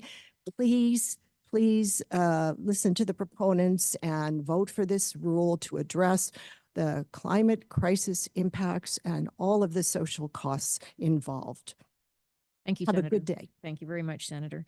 Okay, make sure I've got this straight. So Elizabeth Payton, yeah, and then Max Beeson. Good morning, and thank you for the opportunity to speak today, Commissioner Fielder and commissioners. My name is Elizabeth Payton. That's Peyton. I work with an organization called Big Sky Sustainability Network Organization. We call ourselves Big Sky Snow. We're a 501c3 working to preserve and protect Big Sky community through advancing environmental and sustainability initiatives. I'm going to keep my comments short for everybody's sake. I agree with what everybody said today. Two factors that I think are really important from our community's standpoint. We are developing at an incredibly unprecedented rate right now with construction in our community. As new buildings are built, the opportunity to have those electrified with renewable resources would be incredibly beneficial to both our community directly and to the greater Yellowstone ecosystem. Additionally, we're a tourist-driven economy, and we've found that as we start shifting towards more sustainable practice in our community, that tourists are really responding positively and have an opportunity to export that behavior and bring that home. So we have a greater possibility to impact through a ripple effect. As the PSC, I think you have a unique ability to hold Northwestern Energy accountable. So I ask you today to please use that ability to intentionally benefit residents for the future. Thank you so much. Thank you. Madam Chair, my name is Max Beeson, and thank you for getting my last name right the second time. That was great. That's spelled SCHEDER B as in boy, IESCHIN. My wife and I live full-time in Big Sky, and many of my views are formed by my wife's family who homesteaded in Roy, Montana 125 years ago. Thank you for listening today. My comments take a slightly different tack. Did you know that not one of Northwestern Energy's top 10 senior managers listed in their annual report list any renewable energy experience? It is hard to invest in something you don't know about. This might be why Northwestern's stock price since 2014 has increased by $7. If you invested $100, it's increased by $7. This compares to $170 with NextEra. The utility has become the leading generator of renewable energy in the United States. If you only invested in the utility index, you would have made $51. My conclusion is that smart money knows where to invest, and it is not Northwestern Energy. I thought Northwestern Energy's non-action might be political, but as we know, Texas, Oklahoma, Florida, Iowa, Kansas generate an immense amount of renewable energy. Even little North Dakota generates 2 times in wind as that of Montana. For me, it is truly mind-boggling that Montana is ranked number 2 in terms of wind resources, yet sits near the bottom in actual wind energy generation. We have a really fantastic opportunity to export clean energy. Don't we want that? Isn't the export of natural resources what Montana has always done? Why is it Oregon and Washington are looking to be involved in wind assets in Montana? Madam Chair, fellow commissioners, please help me understand the litany of disconnects here. I have read your bios. I know as the overseer of a monopoly, you have the skills to not only protect Montanans, but have them thrive with a non-fossil fuel energy future. Thank you. Hello, my name is Isabel Shada, and I live in Bozeman. I am moved to be here with everyone in the room, and I am moved to be able to be here and stand in front of you when so many are unable to. I suffer from a chronic illness that affects my digestion, my breathing, my ability to function from day to day. Through this, I know what it is like to be separated from outdoor space. I also know how valuable being in the sun or under the trees can be for my health. I have learned, partly because of my experience with illness, that I am not separable from my surroundings. This is what I love about living in Montana. Here, we are all being taught by the mountains the value of being in natural space. You can feel it in how we interact with one another, how we spend our days and create community. How incredible that Montanans before us understood what the environment does for all of us, and that they declared in our Constitution the right to a clean and healthful environment. Healthful. They understood that for our people to be cared for, to be healthy, we need the outdoors. Clean. They understood that for people to have ongoing access to the outdoors, we need to protect the outdoors. The health of our environment and our people are intertwined. We must be healthful to maintain clean waterways and land and air, and these resources must be clean to offer us health. Montanans create community. We pride ourselves on taking care of each other, taking care of the land and water and air are part of community care. I urge you to consider community health in all of your decisions. Thank you so much for your time today. John Heron, Susan Kronebager.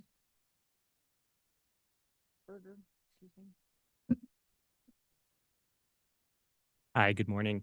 My name is Evan Roscoe Kelly. I'm sorry, Mr. Kelly. I did see your name on the list, but it got jumbled up. So go ahead. Oh, no, no worries. That's okay. I live in Bozeman. I'm here to comment as a proponent for the rulemaking petition here. Something that strikes me is pretty front and center on the commission's website under what we do. It says, and I just want to make sure I get this right, the PSC exists to, quote, ensure that ratepayers have continued access to utility services that are affordable, reliable, and sustainable for the long term. When I think about the long term, I'm thinking about at least my lifespan, right? I mean, I have to plan for retirement. I have to plan for what my health will be when I'm older. I need to have a safe place to live and work. As my commissioners, I need the commission to be planning for that same time span. And working to ensure true reliability and true affordability includes taking climate impacts into effect on your decision making. Your decisions have so much impact, and it's exempting or ignoring climate impacts puts us on a really clear road, a proven road that is supported by all of our best available science towards unreliable and unaffordable energy in the future, not to mention all of the damages and pain that other people have mentioned here today. So I just urge you to take that true reliability and true affordability into consideration as you make your rules, and please adopt this rulemaking petition. Thank you. John Heron.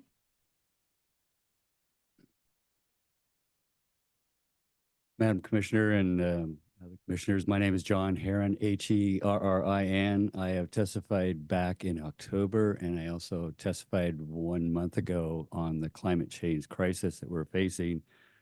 Along those regards, every time I look at the science, and I've looked at probably 300 articles, that the window of opportunity to change our future course is getting, well, we're basically at the tipping point right now. And you can see that the oceans now are at 70 degrees over the most Atlantic. The Arctic will now be ice-free in the next 10 years. The worst part of it is, as I testified a month ago, that the Doomsday Glacier in the South Antarctic is holding back 3 other glaciers, and it's melting from the top and the bottom. In fact, they cored through it, and they found that the water underneath the ice sheets are 2 degrees above freezing. So there. And a lot of people are saying, we don't understand why this is going on. Well, it's just all these biofeedback systems from methane going up as you flood areas, the methane goes up. As you melt ice and the tundra gets exposed, more methane comes out. Also, there's trapped methane underneath the ice sheets that's being bubbled up. And in fact, you know, there are places in Russia that are blowing up from the methane blowing up. What it says, and all the scientists are now saying that it's closer to, instead of 2,100, we could be as many as 1 billion people dying from excess heat and humidity within the next, you know, probably 30 to 40 years. And Montana is a huge contributor to that, with basically the testimony that's given that both the coal mining and the coal production, and we need to get out of that as absolutely as quick as possible. Unfortunately, in the last month when Northwest Energy came here, I talked to some of the representatives, and they were saying that basically we're buying into Colstrip for free, and we've got 15%, we're going to 30%. Well, where's the other 70%? As Washington and Oregon bail out, Public Service Commission needs to push right now and say, we didn't know who and where that other 70% is going to go. Who's going to buy into that? Is that going to be Northwest Energy because they feel like they can do it for free? Well, no, there's a carbon footprint that needs to be added to this. In other words, and some places are actually charging in California a carbon tax. So at some point in time, we need to recognize that you can't just keep buying into Colstrip and mining more coals without having the consequences factored into this. And that's actually, as you well know, the Supreme Court of the state of Montana just ruled that the Public Service Commission and Northwest Energy failed to do their job in 15 and 16 in actually looking fairly at alternative energy. What I see as a big gap, and 2 things that I recommend that you, or 3 things that you do in the future, is that you look at some way to increase our storage capacity, because what happened in January 6th to or 10th to the 16th, we had a 6-day window when Northwest Energy had to buy electricity on the open market, and it cost us ratepayers $39 million. Yes, the Laurel plant will help buffer that out, but what other things? We need to get storage to kind of mirror, because what happened then at that cold snap, also the wind generators went down because the air gets really stagnant. Mr. Herron, we've had meetings on that event and plenty of discussion on that. And if you could just wrap up your comments so the others that came to comment on the petition can go ahead and have their turn too. Right. So I was getting into alternatives. So that what I would recommend that the Public Service Commission and the state of Montana try and get business. Like there's a company in Texas that's going to build a huge carbon capture and recycling system that will give a 100-hour buffer zone for be able to handle that kind of stuff. We need to attract those kind of things instead of ammunition and gun manufacturing. We need to attract something in Colstrip that we can close down Colstrip and put something else there in the grid system. And also we need to look at alternatives that maybe are outside the box. So that's what I asked, that the state of Montana create a task force just like Governor Gianforte did with DEQ and rewriting the Montana Environmental Policy Act. But also we need to look at this alternative systems and say that this is a state of a Montana issue, not just public service, not just DEQ. Create a task force. Thank you. Thank you, Mr. Hearn. I encourage you to write up your remarks and submit them. Obviously, you have a lot to say and not that much time today to say everything. So thank you. Commissioners, thanks for being here and thanks for listening. I'm Sue Cronenberger, Kronenberger from Helena. I also want to say I am heartened and inspired by we, the people, are here and we're speaking out. I agree with what's been said today as a proponent. What I want to add is that the UN's World Meteorological Organization, the WMO, issued, and quote, a red alert about global warming late last month. They noted that in 2023, humanity experienced record-breaking heat, ice melt, and greenhouse gas emissions. The WMO reported that extreme weather events are having, in quotes, an alarming impact on food insecurity. And I just want to add that we can think of that food insecurity as being in other nations, in other continents, far away, in underdeveloped countries. But as those representing farming here in Montana emphasized today so clearly, that food insecurity can be a pressing issue within a few years. So thank you for listening. Thank you. Okay, now we've heard from the Shurers before, but I think they're here. We've heard online, so we want to give you an opportunity to just come up, and we're running out of time. So if you could be very, very brief and not repeat what you've already said, because we have heard, but we want to give you some time since you came all the way here today. So thank you. Thank you. Yes. Thank you, Commissioners. My name is Aaron Schur. I'm from Livingston, Montana. I'm here with August Schur and Jasper Schur, my sons. This morning's a big day. Today's a big day for me. I signed paperwork to start the process of getting rooftop solar panels installed in my house and studio in Livingston, Montana. By summer, I'll be an independent energy producer. I'll be putting clean energy back into the grid. Over time, I'll pay off the loan and own my own energy future. I'm making an investment in my future, in the future of my community, in the future of this beautiful state. I'm coming to you today because I need to know that you've got my back. When I put energy into the grid, I need to know that I'll be able to take it out again, one for one. It's basic fairness, a core Montana value, not only for me, but for my neighbors and for the years to come. Northwest Energy's antagonism towards independent Montanans like me is well known. A Northwestern spokesman said this: who has solar? It's middle and upper echelon people because of the tax credits. Low-income people and people of modest means, they don't care about tax credits. Clearly, Northwestern management doesn't get out much. Take a walk around Livingston or Billings or Missoula or any town in Montana, you'll see solar panels on modest homes owned by hardworking Montanans. Northwest Energy keeps losing the plot. It's your job as commissioners to catch them up on it. This is a time when we need to incentivize solar energy, all clean energy, public and private, not penalize it. Solar panels aren't the only reason I came here today.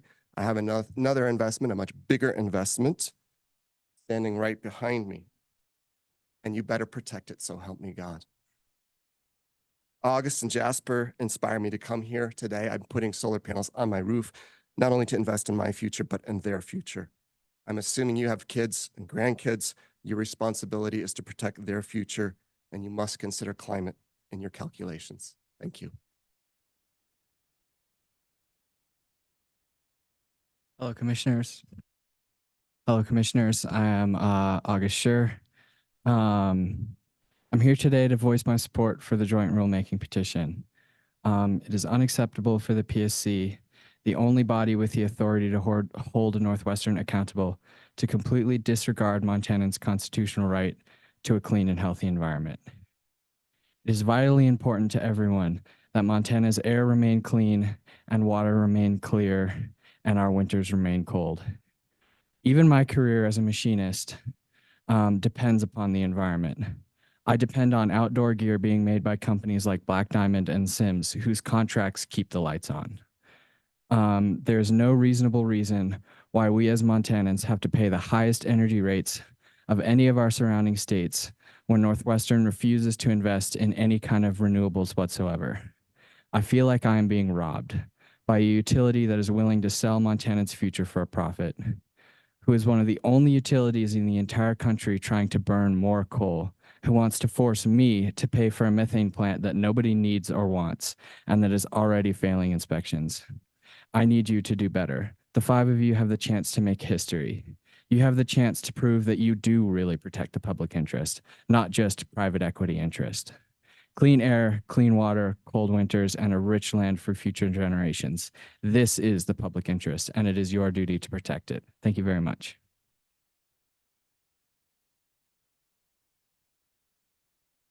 Hello, I am Jasper Schur.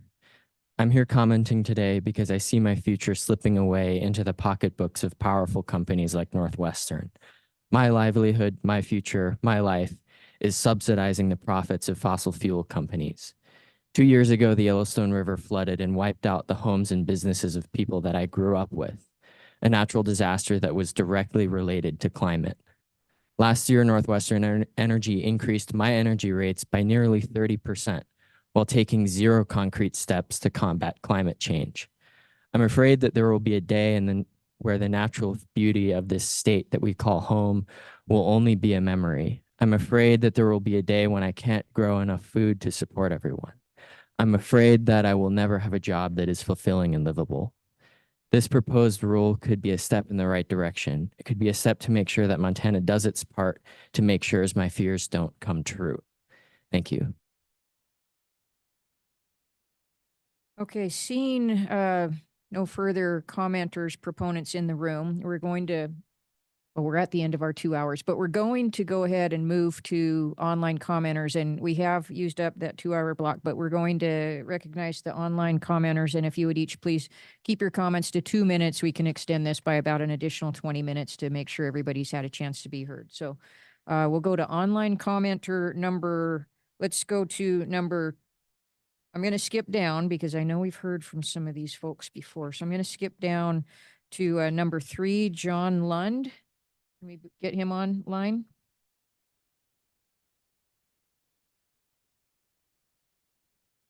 And then if there's time, we'll circle back to those who have commented before the commission repeatedly. So John Lund, if he's available. Nope. Okay, Shirley Atkins. Are you available, Shirley Atkins? She's raised her hand. There you go. Go ahead, Shirley.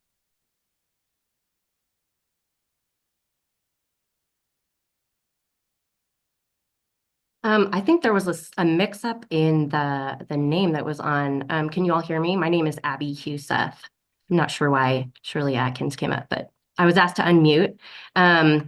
Good morning, Madam Chair and Commissioners. My name is Abby Huseth, Huseth. I live in Missoula, and I'm the Deputy Director at Climate Smart Missoula, one of the petitioners. But I'm also speaking today as a parent of 2 young children, ages 3 and 6. And I really appreciate the opportunity to comment today, and thank you for extending the comment period to accommodate me. We've heard so many compelling arguments in support of this petition today, and I won't repeat those. If decisions were made simply based on rational fact and science, it seems impossible to arrive at any other conclusion that this rule should be implemented immediately. But I know decisions are not always made based only on fact, and sometimes it comes down to our personal experience too. In my experience as a parent, not a day goes by when I don't feel the immense pressures of raising young kids amidst the challenges of our world. My husband and I are constantly thinking about how we can minimize risks and give our boys the care, stability, and opportunities they deserve, that all kids deserve. We work hard to maintain the illusion of control. And yet what keeps me up at night is just how much of what impacts their welfare is out of my control. And that became clear to me even before my oldest child was born. I was pregnant with him during the summer of 2017, which for those of you who were here, I'm sure you remember, it was the worst wildfire smoke season in a generation here in Montana. And knowing about the impact of smoke particles on the health of babies in utero, I feared every breath I took. It was awful. Clearly, I can't protect my children entirely on my own. That's also the job of our society as a whole, a job which we're currently failing at. And that's why I'm so strongly in support of this petition. Democratic institutions like the Public Service Commission have an essential role in protecting a livable future for my children and all children. A role in properly valuing the long-term well-being of all generations over the short-sightedness of our outdated extractive energy. We can do this. I urge you today to take this democratic responsibility seriously and implement this proposed rule. Thank you very much for your time. Thank you. Okay, now, Mr. Lund, John Lund. Is he available? Nope, but you don't see him. Shirley Atkins. Can you go ahead and unmute yourself? Shirley Atkins is the only other one online.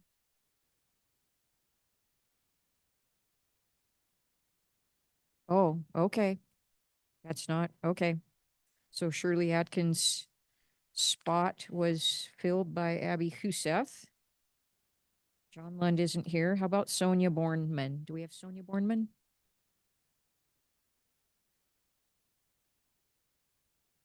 No? Yes, there she goes.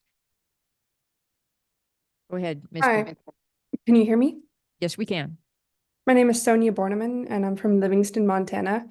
And I would just like to say it's been an incredible privilege to grow up and experience Montana landscapes here. And it scares me every day for my livelihood, that they're in such danger because of climate change. And I would just ask that you please use your power to make a difference and keep in mind my future and the future of my friends and families. Thank you. Thank you. Cassidy Reeves.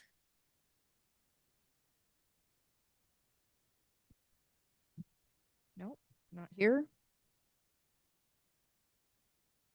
Becca Holdhusen.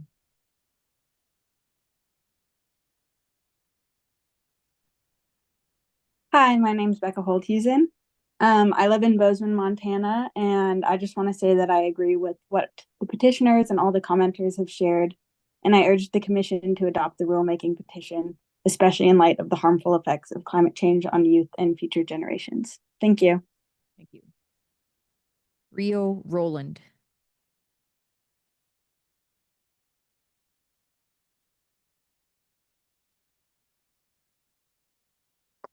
Hello, Commissioners. Can you hear me? We can. Go ahead. My name is Rio, R-I-O, Roland, R-O-L-A-N-D, and I live in Bozeman, Montana, and I'm a senior resource analyst for wind energy for a renewable energy owner-operator who has no business interest in Montana, and my opinions are my own and do not reflect my employer. I'm also a candidate for the legislature in House District 62. In college 25 years ago, I recognized climate change to be the biggest challenge to society as we know it, and dedicated my career to helping solve it. Last year, 2023, was the hottest on record. Clearly, more than my individual dedication must take place to combat climate change. Collective societal action must be corralled to make a noticeable and meaningful difference. I also firmly believe in the power of the invisible hand and markets to equilibrate supply and demand. But markets are rarely perfect and often suffer from a lack of information being available to buyers and sellers. Externalities or side effects of a service must be accounted for to properly regulate supply and demand. The cost of carbon's externalities are not accounted for in power generation in Montana, and this leads to misinformed business decisions that do not allocate the most efficient generation of power. The idea of accounting for carbon emissions and climate change is not new to the PSC. In 2014, the PSC approved Northwest Energy's purchase of 11 hydroelectric dams from PPL Montana. The approved valuation of these assets was 30% higher than market price. This was warranted, according to Northwest Energy, because of the value from future carbon credits from these carbon-free electrical generating assets. Northwest Energy recently stated that their plan to achieve net zero by 2050 will come from buying carbon offsets. This body and our state utility have already admitted carbon has a price, and Northwest Energy has used this fact in their accounting when it suits them. As consumers, we should not have to pay for both sides of this argument. That is, pay for increased asset valuations at higher rates when it suits our utility, as with the dams, or for poor decisions made now about how to generate power because of incomplete and incorrect economic cues. Example, in building more carbon-based power generation that will be subject to future carbon pricing. If we don't start pricing and accounting for carbon and climate change in PSC decisions now, our state utility will inevitably be coming before this body in the future to ask for retroactive rate increases when it must eventually pay for them. Simultaneously, we will be putting greenhouse gases into our atmosphere and irrevocably harming our planet. Thank you. Thank you. And now Winona Rachel. Is Rachel available? Good morning, Chair Fielder, PSC Commissioners. My name is Winona Rachel, Rachel, and I'm the field organizer with Families for a Livable Climate. I live in Missoula. Thank you for this hearing today, and I really appreciate the opportunity to comment. Northwestern Energy admitted in their filing to the Securities and Exchange Commission in 2023 that climate change and the costs that may be associated with its impacts have the potential to affect our business in many ways, including the cost incurred in providing electricity and natural gas, impacting the demand for and consumption of electricity and natural gas due to change in both costs and weather, and affecting the economic health of the regions in which we operate. The utility you regulate foresees increasing economic hardships related to climate change. However, the effects of climate change on the economic health of families and communities across Montana are already here. Take, for example, the increase in wildfire, floods, drought, which have caused numerous deaths and destroyed homes, farmland, ranchland, and livestock. As an economic regulator, it's imperative that the PSC consider climate change in their decision-making immediately. Hardworking Montana families rely on the PSC to make decisions that safeguard their kids' futures and allow parents and caregivers to work to provide a stable and secure future for the generations to come. Thank you. Thank you. That concludes all of the commenters that we had registered to speak. Did I miss anybody? Was there anyone else in the room that did not have an opportunity to speak today? Can you come up briefly? We've got just a couple minutes left. Madam Chair, Commissioners, thank you so much for this opportunity today. My name is Erin Benedict. I live in Helena, Montana, and I am the Montana State Director for Mountain Mamas. Would you please spell your name for us? Yes, ErinBenedict. Thank you. I am also a mother. Our nonprofit protects our air, water, climate, and public lands for the next generation. We are teaching our kids to be good stewards of this beautiful place that we call home, and we ask that you do the same. Please uphold the Held versus Montana rulemaking and the Montana Constitution and prioritize a clean and healthy environment. We challenge our kids and ourselves to be creative and innovative each day. We ask that you do that too. It's time to look to the future and find new solutions that consider our health and well-being. Solutions that are equitable and affordable for all residents. Thank you. Thank you. Are there any other proponents that have not been heard? All right. I wish to thank everybody for being respectful of the time constraints today and for your civility and for your efforts, whatever efforts were made to prepare your remarks and to come here to be heard. We are going to take a recess and we will we'll get a record of how much time we spent for proponents. We'll allocate the same amount of time for opponents this afternoon when we come back at 1:30. So at this time, this hearing is in recess. We will come back at 1:30 p.m. Thank you.